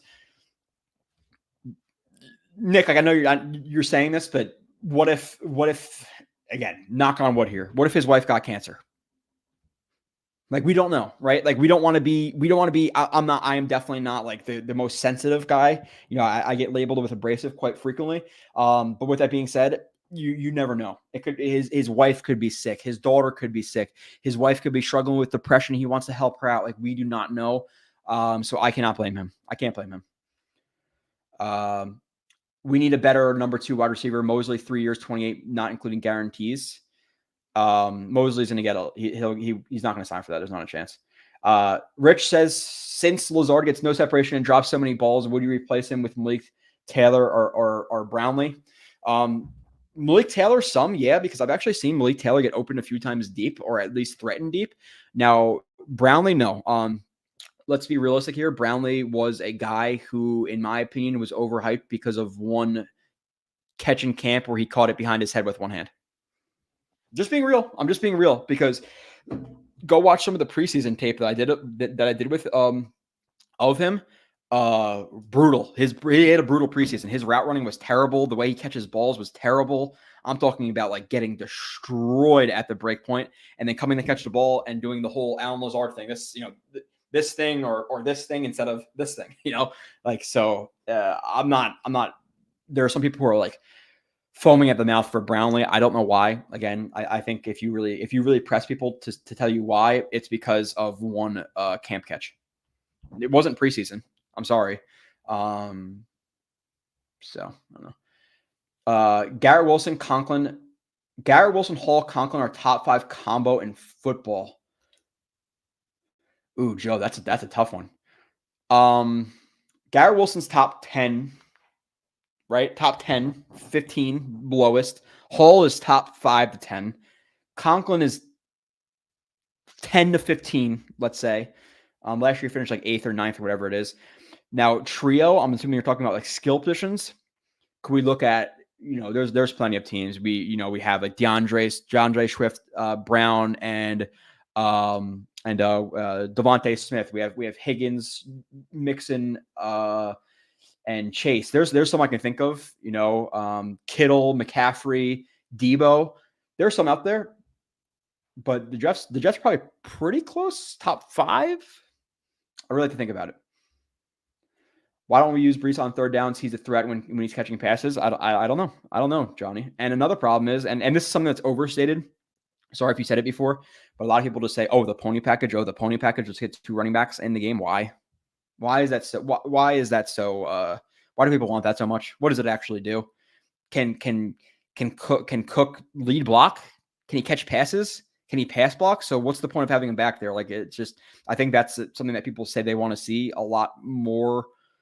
They say it a lot without necessarily knowing the reason why they're saying that. It doesn't really do much to the defense. If anything, it can almost condense them, because instead of having, let's say, that third receiver out who could then flex out that linebacker a little bit or that safety a little bit, now you condense the box more. So unless he's a plus in blocking and he is like, unless he offers you something plus in the box, then why have him in the box instead of having a receiver out? Like, what does he really offer you? So the whole pony thing, it's just something people say, I think, at this point, to be honest, but whatever. Trade for Blake Cashman. Matthew, is this Matthew? I don't think this is the other Matthew. There was a Matthew who he said if they won 2 of their next 3 games, I would have to go to his church service the other day, because I kind of dumped on church a little bit last stream, which is not necessarily the smartest thing to do. But now the Jets have to win 2 in a row for me to go to church. So it looks like I'm not going to church, Matt. Not you, Matt, but I think it's Matt Wallace. Am I the only one not sad about that Michael Carter was cut, getting into it with a coach during the game, publicly complaining about the draft pick, then blocking people on Twitter? Seems like a little rat. Yeah, I don't want to say like a rat, but now with that being said, did he bitch about Elijah Moore? Yes. Did he publicly say that he didn't want the Jets to bring in another running back, and then they brought in James Robinson? Yes. Was there tweets this year about not wanting to bring in Cook, or we're good, or whatever it is at the running back position? Yes. Was there him making his like social media profile just like a black screen or whatever it was, and scrubbing the Jets on social media? Yes. So was there some immaturity there? 100%. Do I think he was some scapegoat? No. I think the Jets said to him, "Hey, we're going to make you inactive for Izzy," and then either he or the Jets prompted, "Hey, you want to get can I get released, or do you want to get released to go to another team and trying to find a spot with them?" That's what I think happened. So you think Saleh gets dodgy about quarterback questions because he watches tape and knows that to accurately answer some of the questions from press, he'd have to throw a hacker under the bus?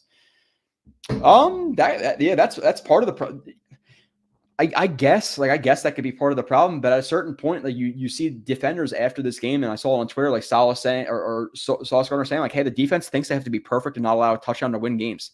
So at a certain point, you also owe it to your defense and your players who are playing well to at least give them some explanation. Because when you go up to the podium and they're asking you questions, and you're basically like, "Plead the fifth, I don't know," does not look good.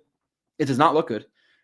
So I think him criticizing the offensive coordinator, who's running one of the worst offenses in NFL history, should be criticized. Now, is he afraid to say that because Rodgers is his boy and keep your coach's name out of my mouth and it could stir the pot? Probably. That's probably more the answer, really. I don't think he wants to. I think they're tiptoeing around Rodgers. I in certain aspects, I do. And I think they tiptoed around Rodgers when he said, "Hey, sign Dalvin Cook," because once they said, "Oh, Dalvin Cook, oh, that's a good idea. Let me turn on his tape and watch a couple of games. Holy shit, this guy sucks. Let's still sign him." Rodgers wants him. I don't know how they signed that guy. Do they still believe in grooming Sherwood to replace Mosley? They gave him the green dot as a rookie for a game. Yeah. Now, like, Peter, can I really speak to how much they believe in Sherwood taking over Mosley's spot in the future? I can't say that. Do I think that's a part of the reason why he was drafted? Yeah, like they very much so believe in bringing in these lesser linebacker prospects and developing them into hopeful studs. They've done it with quite a few guys that they've developed. A few linebackers. Now, is that their exact plan? No. I think you draft a guy and you say this. We hope this to be the plan. But if their plan was 5th round rookie, this is all we got in 3 or 4 years. Then you're not being realistic. I think it's a draft with a hope kind of deal. Devils need to bounce back tonight. Yeah, they do. They play Penguins, right? 7? I think it's Penguin. Let's say Mekhi Becton, Jason Poe, Joe Tippmann, Xavier Newman, Max Mitchell are saying on the line. Who was Jason Poe? I don't know who Jason Poe is, DKB Jets. Unless he's like a guy who's like signed from the practice squad, but no, it's not going to happen because at a certain point you have to evaluate your quarterback and your running game and all that stuff. And do I think that putting Tomlinson on the bench at $17 million a year is something they're going to do? No. And with that being said, Laken Tomlinson's here for next year, if I'm not mistaken. DKB. Let's see, Laken Tomlinson, because he was going to be gone next year, and then they altered the contract, right? Contract OTC. I think Tomlinson's here next year as well. DKB. Let's see. Oh, that's the worst link. Why would they? Such a stupid thing. Okay, so 2024 cap savings of $8 million and $10 million dead if cut. So can you find a better guard than him for $8 million? Probably yes. Will they? Probably not. So I think Tomlinson's on the team next year. So I think next year you're most likely going to have Tomlinson, Tippmann, AVT. Becton could be back. I don't see it, honestly. I don't see Becton being back with the team. So I think you need 2 new tackles next year, with Tomlinson being the left guard for the 2024 Jets at during his age 32 season, 33. How old will he be? Becton, Tomlinson, Tippmann, Warren, Mitchell. Joe, you do not want Warren at guard. He is I'm sorry, and it is what it is. I said it with Evan Neal. Warren is not made for the inside, in my opinion. Not made for it. I personally liked a lot of the picks. Carter Warren was, I think, pretty easily my least favorite pick of the draft. I don't think he has the grit that they love, but whatever. If you look at the top 10 offensive lines in football from Joe, majority have 4 or 5 drafted starters, and they played 2+ years together. Yeah, that's part of the problem too, is a lack of continuity. Lazard, sorry, I'll take any of our wide receivers over him. Yeah, it's not been good, right? MC literally blocked Richie from Jets Media, who I've met Richie at least once or twice. I don't know if he could be nicer. So yeah, one of the nicest guys after he complimented him like how. I don't know what the compliment was or what he said, but I'm sure Michael Carter is going through hundreds of tweets, and anything that slightly looks like it might be critical of him, he just blocked him. So yeah, he's a little bit of a, I get blocking and stuff, but just mute him. I don't know. Enough of the social media shit, though. Again, the uncle announcements going on nowadays and shit. Just put your phone down. Literally, the only reason I go on my Instagram, go on my Facebook, there's some people from the stream who've tried to follow me on Instagram, and I see it, but I'm like, I don't post anything. Why do people want to follow me? I don't post anything. Literally football stuff and drunken football tweets when I'm mad at the Jets game. That's about it. There's no social media for me. So the whole blocking people and searching your name shit, I don't understand it, but whatever. Jets only have 5 or 6 D linemen under contract for 24. Well, Lawson's gone, right? You have Lawson who's gone, Quentin Jefferson's gone, Al Woods is gone, Solomon Thomas is gone, right? So you have Will McDonald, JJ, No Huff, JFM, Q. Yeah, so more than likely they'll sign Huff. You're hoping they sign Huff. They'll bring back Solomon Thomas. They'll bring back Quentin Jefferson, and then they'll sign some beefy 330-pound guy. Guard from the 49ers we picked up. Oh, yeah, I didn't see that, DKB. Was that today or was that recently? I didn't see that. Does he have a legitimate chance to start? If he does, he probably, I would assume, starts at right guard. I don't think Tomlinson moves. I don't think he moves based on the money he's making. And he played okay for a few of the games this year. This game wasn't brutal. The Giants game, he was terrible, though. He was terrible. In my opinion, you're 100% correct in terms of appeasing Rodgers. He defended Hack on McAfee's show earlier this week. But to your point, I think Salah's conservative coaching philosophy is part of the problem, too. And Salah has to take criticism for the end of the game, too. Regardless if he wants to say that, hey, I called the timeout, all of that bullshit, at the end of the day, you have very little time to go.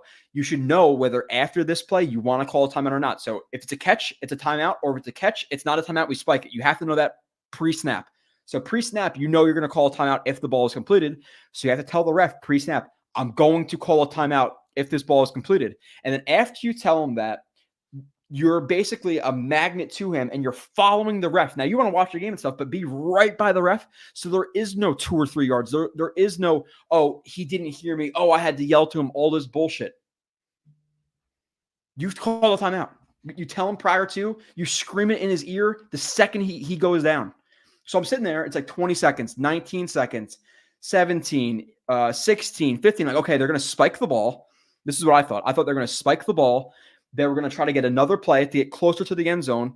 They were going to call a timeout, and then they were going to take another shot. That's what I thought they were doing. Like, okay, I understand that. But 15, 14, 13, timeout. I'm like, are you fucking kidding me, dude? Like, that is just so bad. And then the cherry on top, this is why now Eagle hates Tyler Conklin, because apparently he's a DB, is you have Zach Wilson, step up in the pocket, reverse pivot, juke out Crosby, throw a freaking heater 50 yards down the field, two guys fighting for the same ball. It's incomplete. It's like, of course that's the way this game ends. Of course. Or even driving, like they're driving at the end of the game. I'm like, oh my God, they're going to fucking do it. Like, the Browns game, they're going to actually have a comeback win. Like, this is awesome. Like an actual legitimate offensive drive to make a comeback, not some bullshit, walk-in touchdown from the Eagles or a punt return. I'm talking like a legitimate offensive drive to come back in a game. Pick. I'm like, it's just, and my wife, I tell her before, because I've been watching this team for however long, and I've been covering it for however long, like doing the film. And she's like, you're always so, like, I like watching games without you because you're so negative when you watch games. I'm like, you got to understand. Like, I kind of walk her through the end of Rex to Izek, to McCagnon, to Gase, to this. And you kind of call out the plays. Like, it's like, hey, big play, watch a penalty. Another big play, watch a penalty. He touchdown, like he probably stepped out. He freaking stepped out after he does that. It's like, first and goal from the 3. She's like, oh, we'll score a touchdown. I'm like, they are not going to score here. They're not. I'm like, they're the worst red zone offense in the NFL. They're not going to score. Field goal. She's like, okay, I kind of see why you're so fucked up. So that game, I kind of just try to chill a little bit more and explain. So then she understands my negativity, but I am a negative asshole when I watch Jets games. That's probably why I can't stream. I can't stream games. I need that 2 or 3 days to just erase what happened, even though I got to watch the film again and talk about it, which I just did a couple of hours ago. Do they think they still pick up AVT's 5th year after the injuries? I do. It's not like multiple injuries to the same spot. Is he really going to, knock on wood, tear his triceps again? Probably not. Now he tore his ACL, so that's obviously not ideal. But with that being said, especially with offensive linemen, you have to consider there are not a lot of good ones out there. Offenses are really struggling nowadays. Points are down because offensive linemen are not a hot. They're not a hot commodity. They're actually very much so a hot commodity, but there are not enough produced in college that are good in the NFL. Now, why? We can get into that. That's a whole different discussion and the different offenses and stuff that college teams are running. But offensive linemen, especially good ones, are a hot commodity, and ABTs and going to free agency, get a bigger contract from somebody else, and then we're gonna be sitting here with a thumb up our ass with Schweitzer on the line, like, oh, I wish we paid up those extra couple of $1 million for ABT. So I think it's a loaded question. Not loaded. It's not loaded. One, the injuries things is the triceps replicatable? So it's really like one injury to his lower extremities that you're kind of concerned about, and then past that, who's he going to replace with? I don't know. Do I miss Elijah Moore? Did Elijah Moore tweet out some scripture stuff the other day too? I don't. I think he is a very large disappointment for what he was at Ole Miss. He was a lot better of a receiver at Ole Miss, and in terms of his transition to the NFL, hasn't been there. Scary how good Denver QB Wilson looks this year under Coach Payton, but he could have helped Zach in this offense. Bet he could have. Yeah, I'm sure. Blame it on Zach, blame it on the offensive line, blame it on all that. There's plenty, but the run pass stuff, the playing to get to third down, the lack of creativity, the 4 verticals with a check down, are all problems. You had certain situations in last week. You're playing Khalil Mack and Joey Bosa. Hey, deep route concept, Billy Turner 1-on-1 versus Joey Bosa or Khalil Mack. Yeah, fine. That's okay. No chip, no nothing. Okay, that's good. So true, Joe. We don't know about what happened in court. Yeah, you have no idea. He could have. You have no idea what happened to Saffold. I don't know. In the NFL today, any other team, a guy can come in and play tomorrow. With the Jets, it takes 3 or 4 weeks, 5 weeks. I don't know. I would rather have seen, and it's actually, I know that PFF probably graded him poorly or whatever, but Xavier Newman for his first real start at guard was not dreadful. Now he wasn't good, but again, relative to expectations, he was not so bad. In that game, but I'd rather see Saffold's a vet, see what he can do. I know he sucked last year with the Bills, but yeah, I don't know. It takes 1,000 years for us to get guys ready. Only the Jets, though. Only the Jets. CD says totally fine with you riding solo or flying solo. That's more what I'm leaning towards at this very moment, with having some like guest spot type deals. Maybe I'll bring that in. Like, I don't really bring on, like Ryan or Tyson from Talk Jets or like anything like that. Like, maybe I'll start doing a little bit more of that stuff, like content to content stuff. But yeah, solo it's kind of the way I'm leaning. Saffold's still working and getting into game shape. Maybe that's true. Maybe. I don't know, man. I've seen some guys like Jason Peters get signed off the streets, and then 2 seconds later he's playing. So I think that's what we want to think. Is that really the case? I don't know. I don't really see guys on the team for 2 or 3 weeks working to get in game shape, especially when I watch videos of him the other day, like deadlifting or squatting like 600 pounds, whatever it was. He looked pretty in shape there. Yeah, possibly. Now, do they feel that the difference between Newman and Saffold's not that great, and they'll ride Newman out because he's a young guy? Kind of like one of the other commenters mentioned before. That's a possibility. But I like to at least see him on the active roster, right? Zach was just bracing for the hit, but the defender just watched. He wasn't bracing though, because the stride would have been shorter. It was a pretty long stride. He was diving. He just dove in the wrong spot. Now, I think Don said it before. Jan said that, I guess Zach after the game said he was anticipating being hit, and by the time he like widened himself to brace for the hit, his foot was already out of bounds. But he was lunging though. I'm not calling for that. It's just a play. You just want to see him have better sideline awareness. We're talking about millimeters here. If they get a top 10 pick, I'm trading back and coming back with 2 offensive linemen, quarterback and wide receiver 2. Yeah, I think next year's first round is a pretty much a lock between receiver and offensive lineman, right? Now what's available in free agency? That's my question. I think the Jets go big fish hunting at receiver. Safety, they do whatever. They'll probably bring back Whitehead for whatever reason, even though he did have a good game this game. But safety, they'll bring in whoever. Tackle, I'm not too sure. Receiver, I think one of Devontae Adams or Mike Evans are going to be here. Now, Devontae is going to cost a second-round pick and maybe more, plus a massive contract, while Mike Evans might cost you 2 years, $40 million, $20 million a year. And I get the connection, all that stuff with Devontae Adams and wanting that for Rodgers. But if one's going to cost us, an extra second-round pick and $10 million more, would you rather just have Evans? Or would you rather have Evans, a second-round pick, and a $8 million safety, or Devontae? Like, that's kind of the question you're asking. It's not one for one. So for me, I would rather have Mike Evans, the pick, and another player than just one player, especially considering that player is going to be 32 years old, even though he's a beast. But still. Xavier Gibson. Gibson was great at first. He's also muffed a couple of punts in the last couple of weeks. Not this last one. He had to drop this game. So with a larger role, he's not necessarily making the most out of it though either, right? Like he hasn't taken off from like a sprinter stance or anything like that. He's kind of just doing okay. Continuity and chemistry are major problems of the O-line. Yeah, I'm with you. Absolutely agree. It's frustrating how unmanageable, which by the way, MU, I haven't seen you in here before. So if you're new, welcome.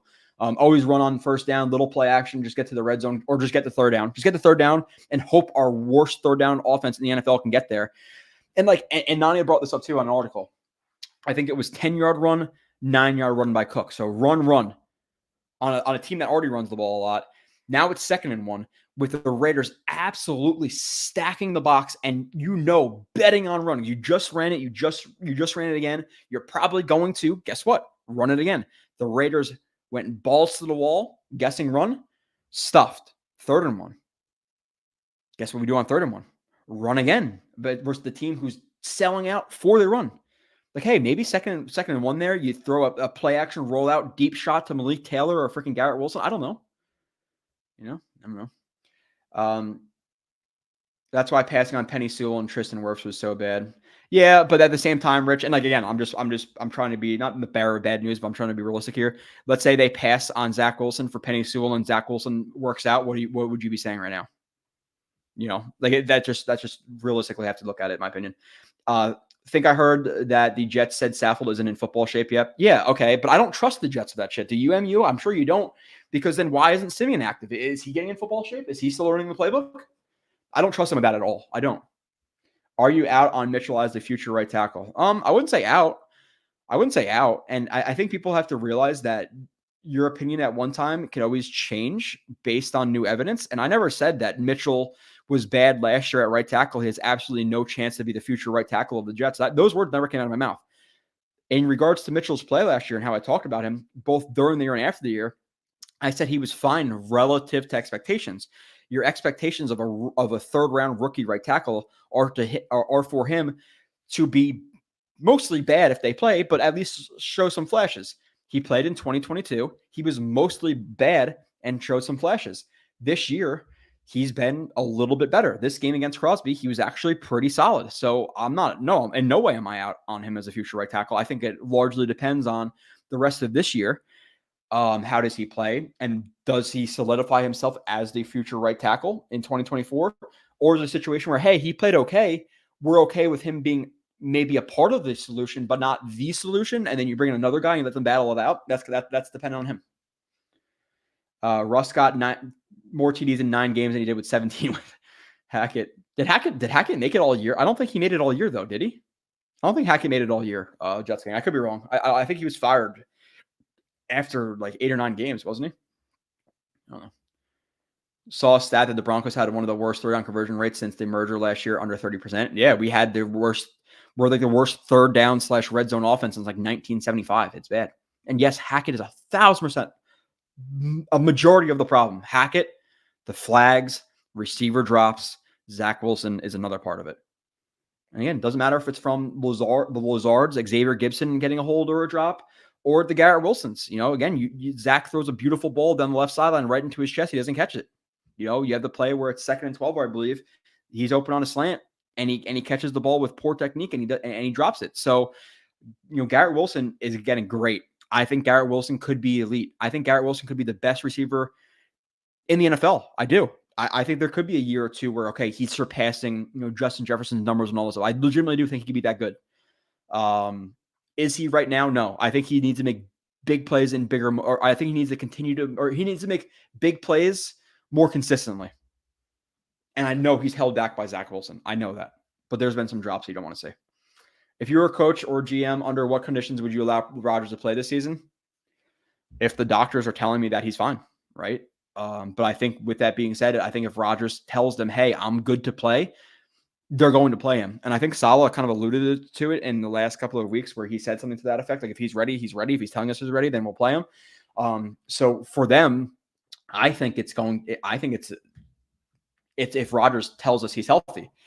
I think realistically, it depends on where the Jets are, right? Like, we're not going to put Rodgers in week 17. If even if we win the week 17 and 18, we're not going to make the playoffs. There's no point of that.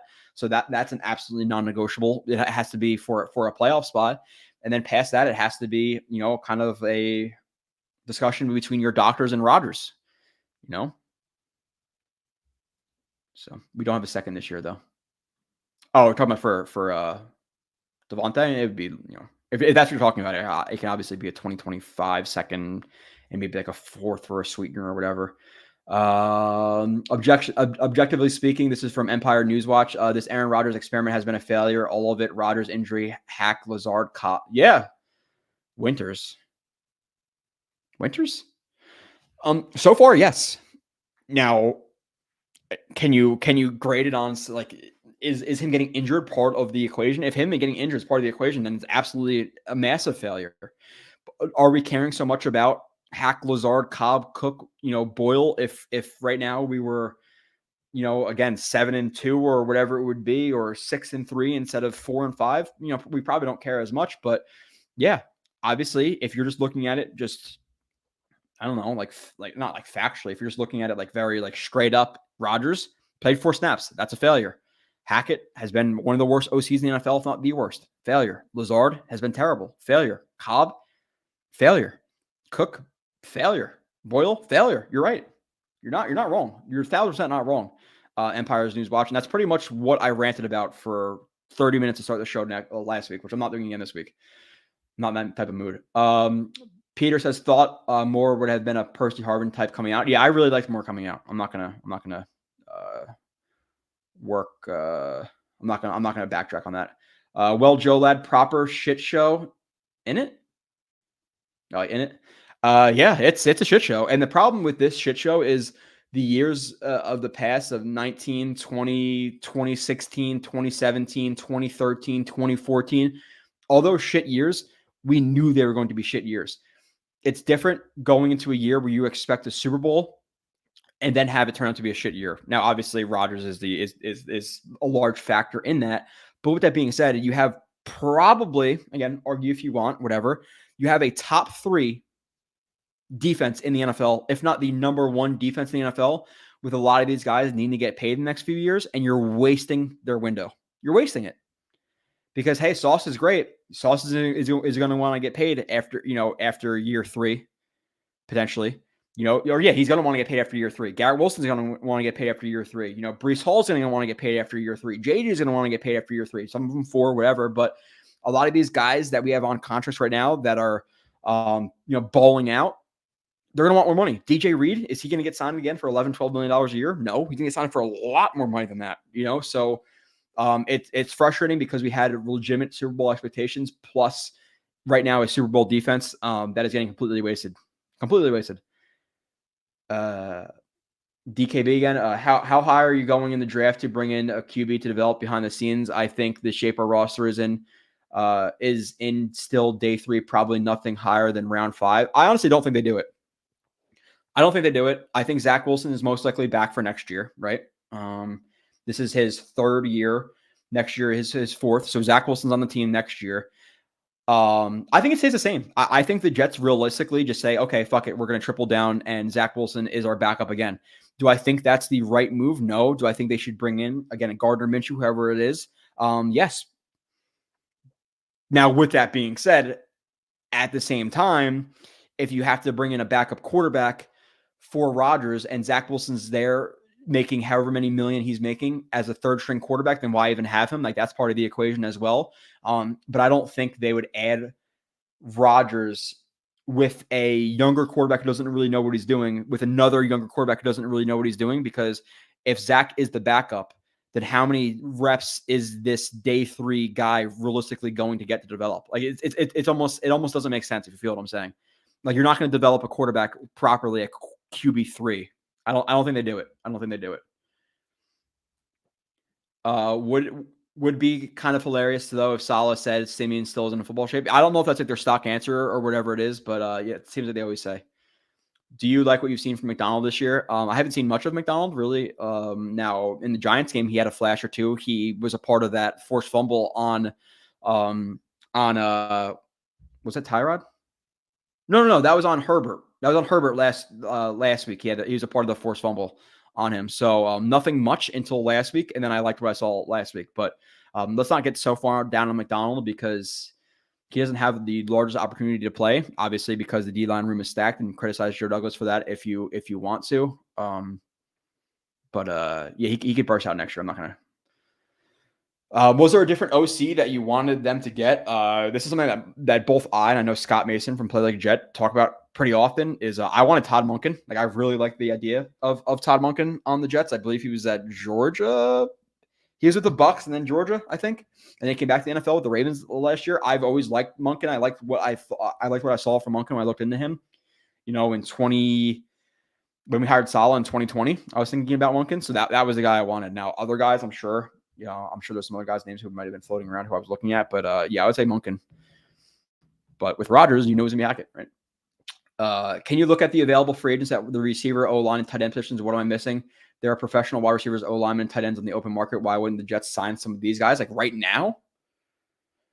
Yeah, you have to pull out some names just because I don't want to take too long. Empire News watch, but I think I'm not saying you necessarily. I think a lot of people just equate like name, like not equate. I don't know if that's the right terminology. People just like take name value for too much. Like, you're going to see Jarvis Landry right there in free agency. There's a reason he's not signed. People with Dalvin Cook, oh my God, he's some stud running back. This guy's going to get 1,000 yards with the Jets based on his name. So are they more names in free agency, or are they actually guys you legitimately watched last year and they played very well? I'm not putting words in your mouth, but it's for real. Do you think Garrett Wilson's ceiling is impacted if all? But no. 6'3", 6'5", was how tall was Jerry Rice? Best receiver of all time. 5'11", 6 foot, 6'1". Antonio Brown, shorter receiver. Justin Jefferson, 6'1". Devontae Adams isn't 6'3". No, absolutely not. Lazard was used more as a vertical receiver with Aaron Rodgers. Yeah, vertical receiver, back, shoulder balls, that type of stuff. That's 100% how he was used. With it all that being said, was he even that good at that? No. I don't know. Honestly, DJ Reed could sign for 11, 12 million again because he's 28 after next season and still doesn't have QB1 build or cornerback 1 build. I don't agree. There's not really much to add to that. He's I think statistically he's like a top 5 corner in the NFL right now. And even if you don't think he's a QB1 build, high end twos are getting more than 11, 12 million dollars a year right now. So he's going to get more than 11, 12 million dollars a year. He will. He definitely will. That's not something I can't like bring any fact to it. Like, hey, this is exactly why, but I'll pretty much guarantee that he's going to get more than that. First round picks have a 4th year guaranteed and a 5th year option guaranteed. They can't ask for anything. They can ask for something. You don't have to give it to them. They could ask for an extension. There's guys who get paid after their 3rd or after their 4th year, right? Some guys get paid. Well, you can get an extension. So let's say they play the first 3 years. You can get it. You can get a 5-year extension that doesn't kick in until after the 4th year. So a lot of guys will ask for contracts after that 3rd year. They're allowed to ask for stuff. You don't have to get it. The Jets could realistically say to Sauce, "Hey, we have you for 5 years. After that 5th year, we're going to tag you for the 6th year. After the 6th year, we're going to tag you for the 7th year for I think 125% of the franchise tag price." So they could technically control him to year 7. Do you want to do that to Sauce and piss him off? No. So they're going to ask for money. I'm not saying the Jets have to give it to them, but they'll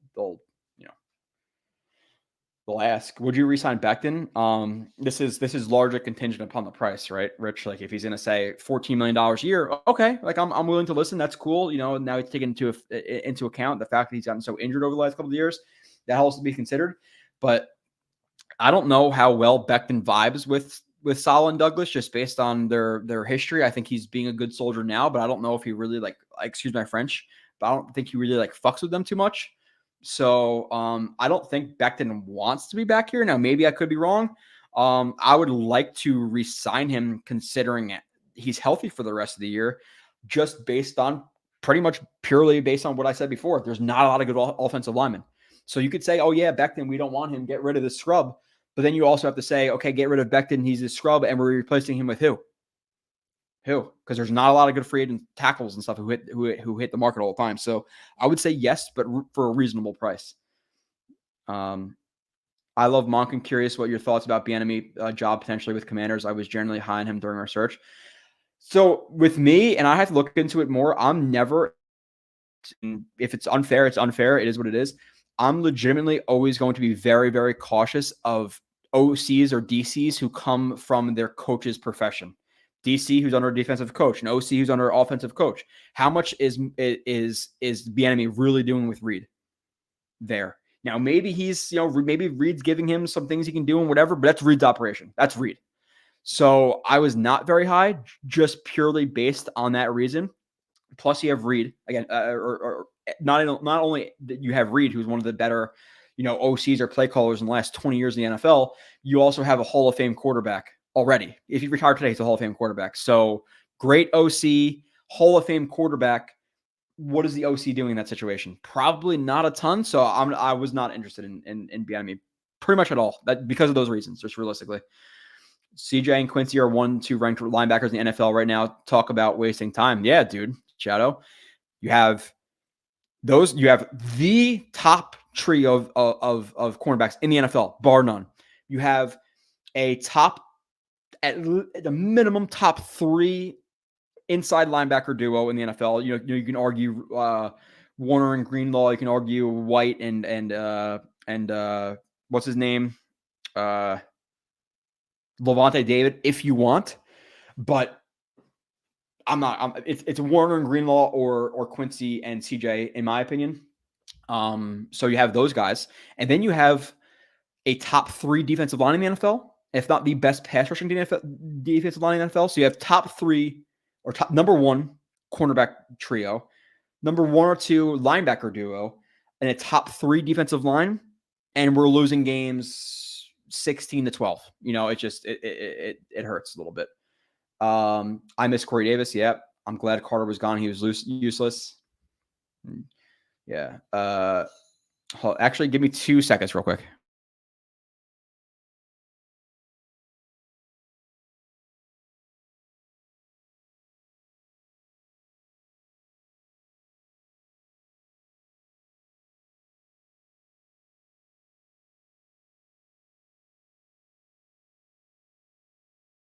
All right. Dog had to piss, and my dog is important. I don't want him to piss on the floor. Yeah. Jefferson is 6'1", Hopkins is 6'1", Tyler Lockett is 5'10", height don't matter. Terrell Owens was what, 6'1", Jerry Rice was 6 foot. Yeah, size doesn't matter so much. It all depends on routes and route running and pacing and all that stuff. Are you okay with starting 2 rookie tackles? No, it's not enough. Bring in somebody in free agency, and then bring in a stud guy at 15, whatever it's going to be. But no, not 2 rookie tackles, because one of them is going to be in the 3rd round. We want a 3rd round rookie tackle protecting Rodgers in a Super Bowl or bust year? Absolutely not. Oh my God. If it financially came down to Huff or Adams and Evans, what would you do? Adams or Evans. Right? And that seems stupid, like initially off the jump, because this is pretty much just obviously ass off the cuff.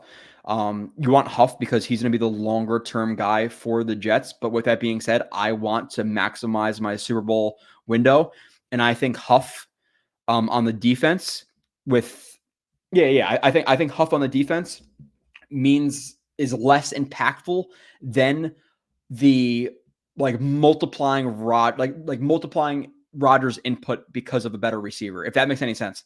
Like, Huff is just for the defense, whereas if you bring in Adams or Evans, I think that really makes the offense take a step to the next level, where you have a top 5 receiver duo with a top 10 quarterback. I think that they would, either one of those guys probably greatens our Super Bowl chances. And that's why, in my opinion. I hate saying that, to be completely transparent, but I think the multiplication factor of Rodgers being here, I think it makes a bigger impact with those guys. I don't know if that makes sense or not, but it makes sense to me. But yeah, Huff or Adams, give me Adams for that Super Bowl window. Have you thought of JJ this year, and what do you think he should improve on in the offseason? JJ this year has definitely been better. He's definitely, I think he looks different. I think he's a little bit more cut, not necessarily even cut, more bulked up. He looks more muscular. He's been much more favorable to his bull rush this year, and he's been much more decisive. My biggest problem with JJ in college, and my biggest problem with JJ in year 1, was a lot of pitter pattering with his feet and kind of letting the offensive tackle dictate to hit the pass set to him. Where now JJ is dictating the offensive tackles, and it's completely changed his game. Now in terms of things in the offseason, I have to really watch him individually and say, okay, I think he should do this more or that more. But in terms of his improvement and stuff, yeah, huge leap up. I was saying preseason for either co-OC or OC and Hackett QB coach or something. Yeah.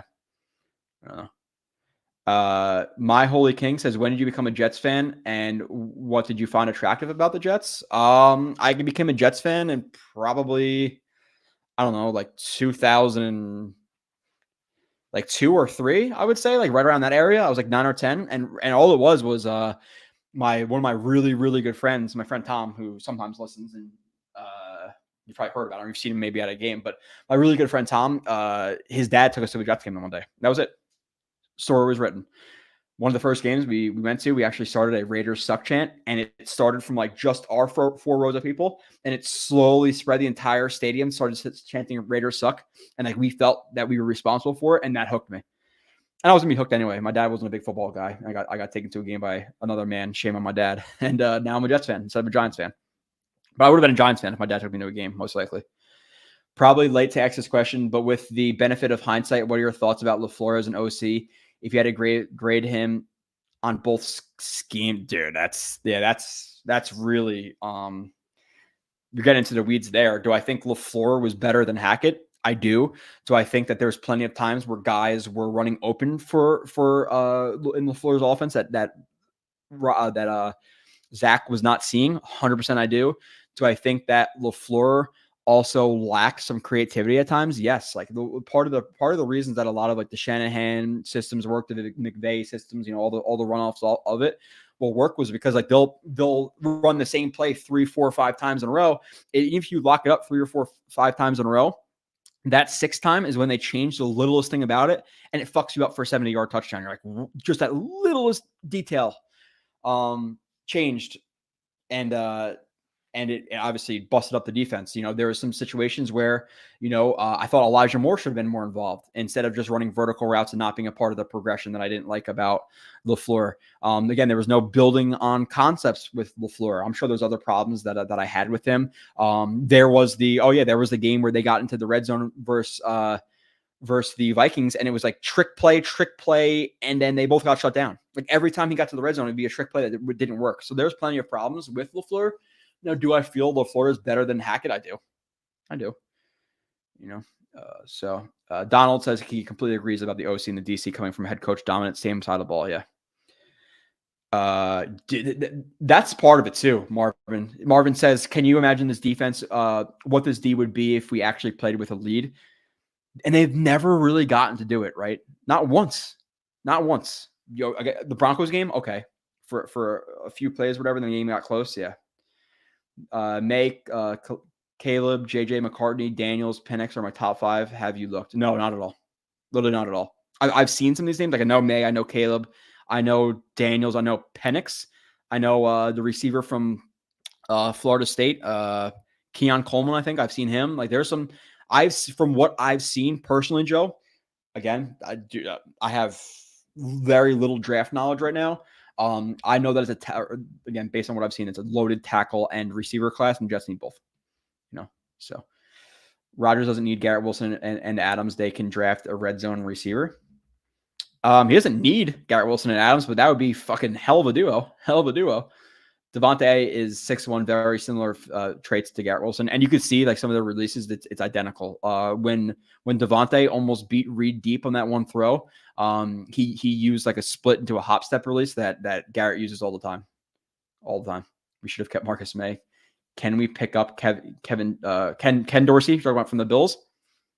It's not going to happen. It's Hackett. It's going to be Hackett. Motion needs to be brought back into this offense. Help Zach with man zone ID. Yep, with that too. I became a Jets fan after the year after the Super Bowl win. Wow. The year after? So did you see that they won a Super Bowl and say, okay, I want to be a Jets fan? I jump on the bandwagon. It's been this shit ever since. Like you thought you were going to get a good team, and this is what it's been. Wow, Joe. That is rough. After this, they have to win another one, right? All right. Do you think Brock Purdy is a system quarterback, or do you think he'd be playing at a similar level? No. Now, do I think that Brock Purdy is only a system quarterback? No. Do I think that Brock Purdy has some talent and he's maximized in that system? Yes. Like, again, how do you quantify it? Let's say he's the 20th best quarterback in the NFL right now in that offense, 15th, whatever you want to say. Let's just say 18th best. Without that system, is he 28th instead of the 18th? Yeah, I think the system definitely helps him. I don't think he's dreadful without it, though. Schematically, how different is this offense from what Aaron would have been running?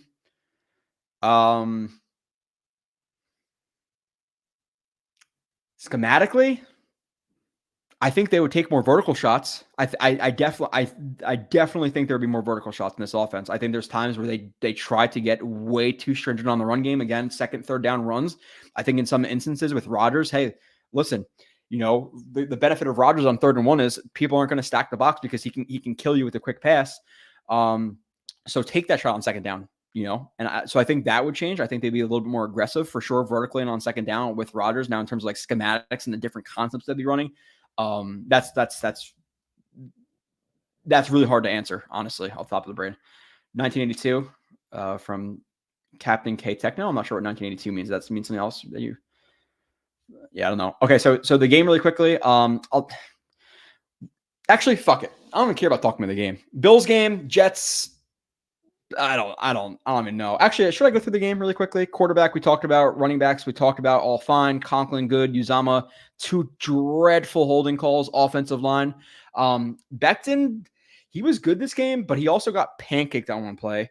He also had a really bad block where Cook might have had a wide open window. Actually, I'll just show it to this one to you really quickly. But he had a bad play there, and then there was another play on a duo run, I believe on a duo or a tight zone where he had a really bad angle. So Becton, he was that good, but not really. Becton had quite a few like flubs in this one. Like this was a bad block by Becton on this play. I explained it actually in the film review episode why on this one. Really not going to get into the weeds. All he does is overcommit on the first level here. He has to peel off to get to the linebacker a little bit quicker than he does, but he blows this block in a short yardage situation, which was not good. And then we have another one that I want to bring up from before or earlier on in the game. Or maybe it wasn't even earlier on. I just got to find it, which this part helps having a co-host when I can start talking about stuff. And then they kind of fill the air. But I don't have a co-host anymore. So let me find this. Becton beat sack. No, that's not it. It was like a Cook run. I just forget which one it was. Oh, here it is. This is one of those ones where you want to see him be a little bit more active and find a block, but really all we're going to do here is just watch Becton. Again, I talked about it on the film episode, which we don't need to get into now, why he passes off the first level, how he passes off the first level. I don't love it based on the rules, of zone and all that stuff. In the open field, he kind of finds nothing to do. Cook, let's say if Becton were to engage with Garrett Wilson's block and kick him a little bit more outside, Becton's not in the way right here. Cook may be gone. If not gone, a lot bigger of a gain. Why? Because of Becton kind of just looking for something to do instead of doing something. Cook runs right into him. Could have been a big gain. So Becton, a little bit of a thumbs down this game from him in all fairness. Just, again, transparency. Tomlinson, whatever. Tippmann was pretty good this game. Again, Newman gave some pressures and didn't look great, but relative to expectations, performed better than I expected. And then Max Mitchell, for the most part, did really, really well against Max Crosby. So offensive line, thumbs up. Defense, Q dominated. He should have had that one sack, though, where the quarterback bounced off him. I think JJ or JFM got the sack. But he was really good this game. JFM, JJ, all good. Quentin Jefferson, more quiet, but fine. Linebackers, Mosley and Quincy were both amazing this game. Whitehead had a really nice pick. Cover 4, or not cover 4, it was quarters. Quarters and cover 4 are different.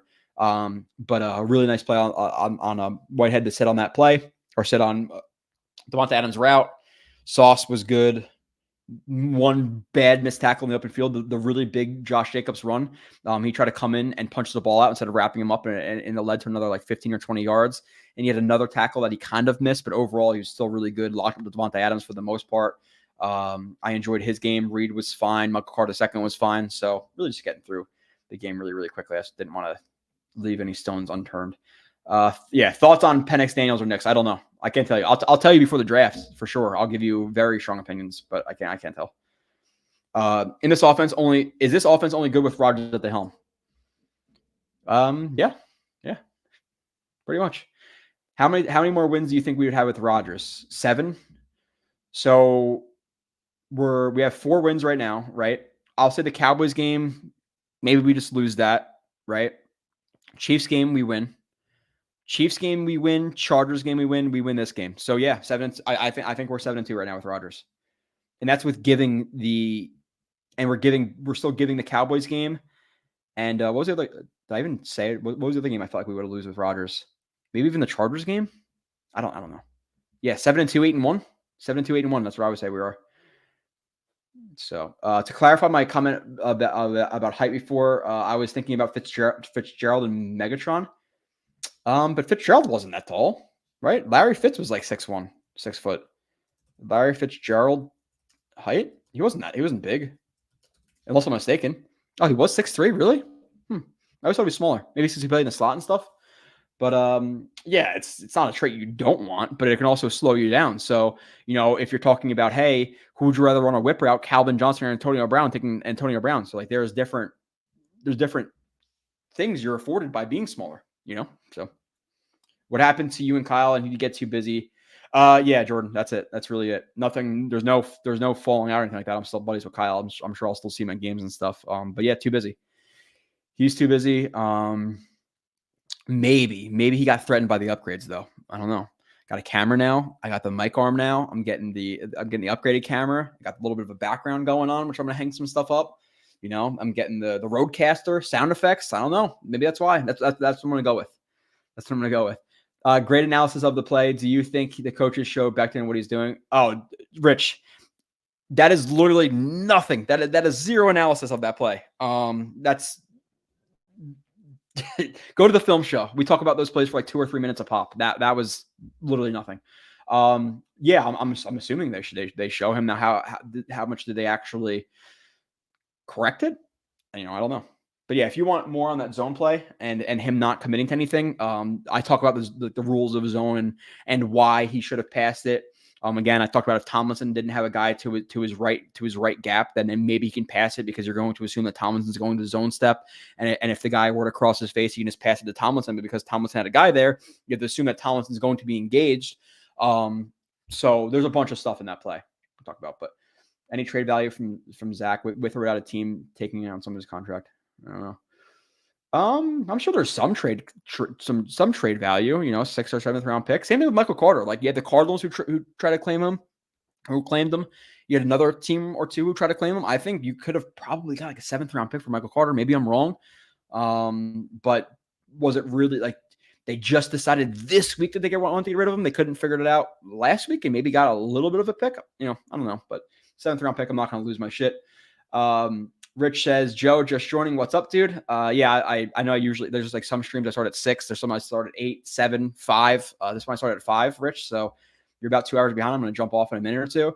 But nothing really. You'll figure out. You're going to be missing Kyle.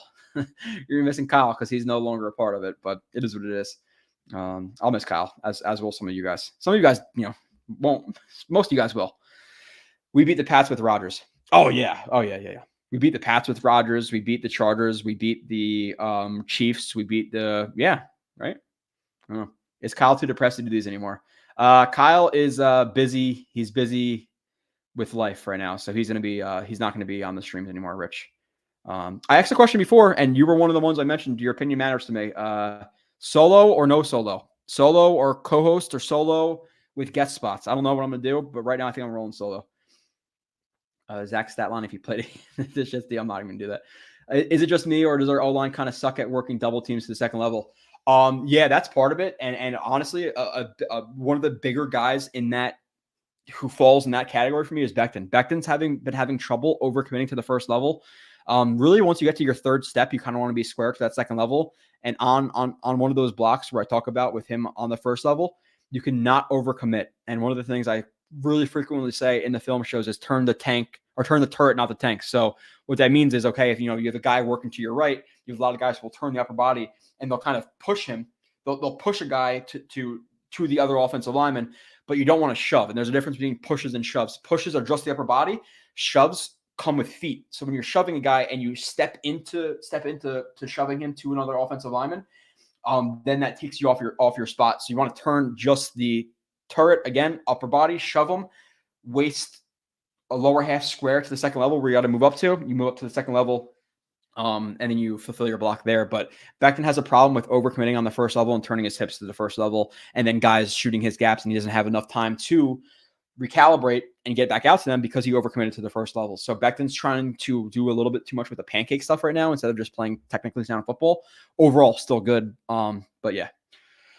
I want you as Jets GM. I appreciate that, Rich. I would like to try it. I would at least like to try it and then hit reset if I fuck it all up, which I probably would. I don't know. Why are the coaches 2 weeks behind the fan base and making roster changes? They're not even 2 weeks behind Snowball. They're months behind, really.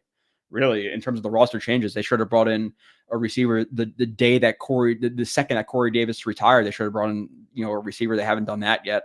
The tight end thing, we were bitching about it, week 1 and 2, about Uzama and Rucker not getting more reps over him. The backup quarterback thing we've been bitching about for a while. So I think you saying they're 2 weeks behind this fan base is honestly crediting them a little bit too much. So easily beat the Pats too. Yeah. He was talking about Joe Blue. A second. I appreciate you guys. I recapped the game really quickly. Again, I'm sorry for the sketchy start times and stuff, which might be happening more since it's going to be a solo operation. I can start whenever the fuck I want to. I was thinking about, I was being kind. I was thinking about just like doing the show at noon today. I was like, no, I can't do that. But yeah, let me know about your thoughts about co-host, all that stuff. I will talk to you guys after the Jets beat the shit out of the Bills.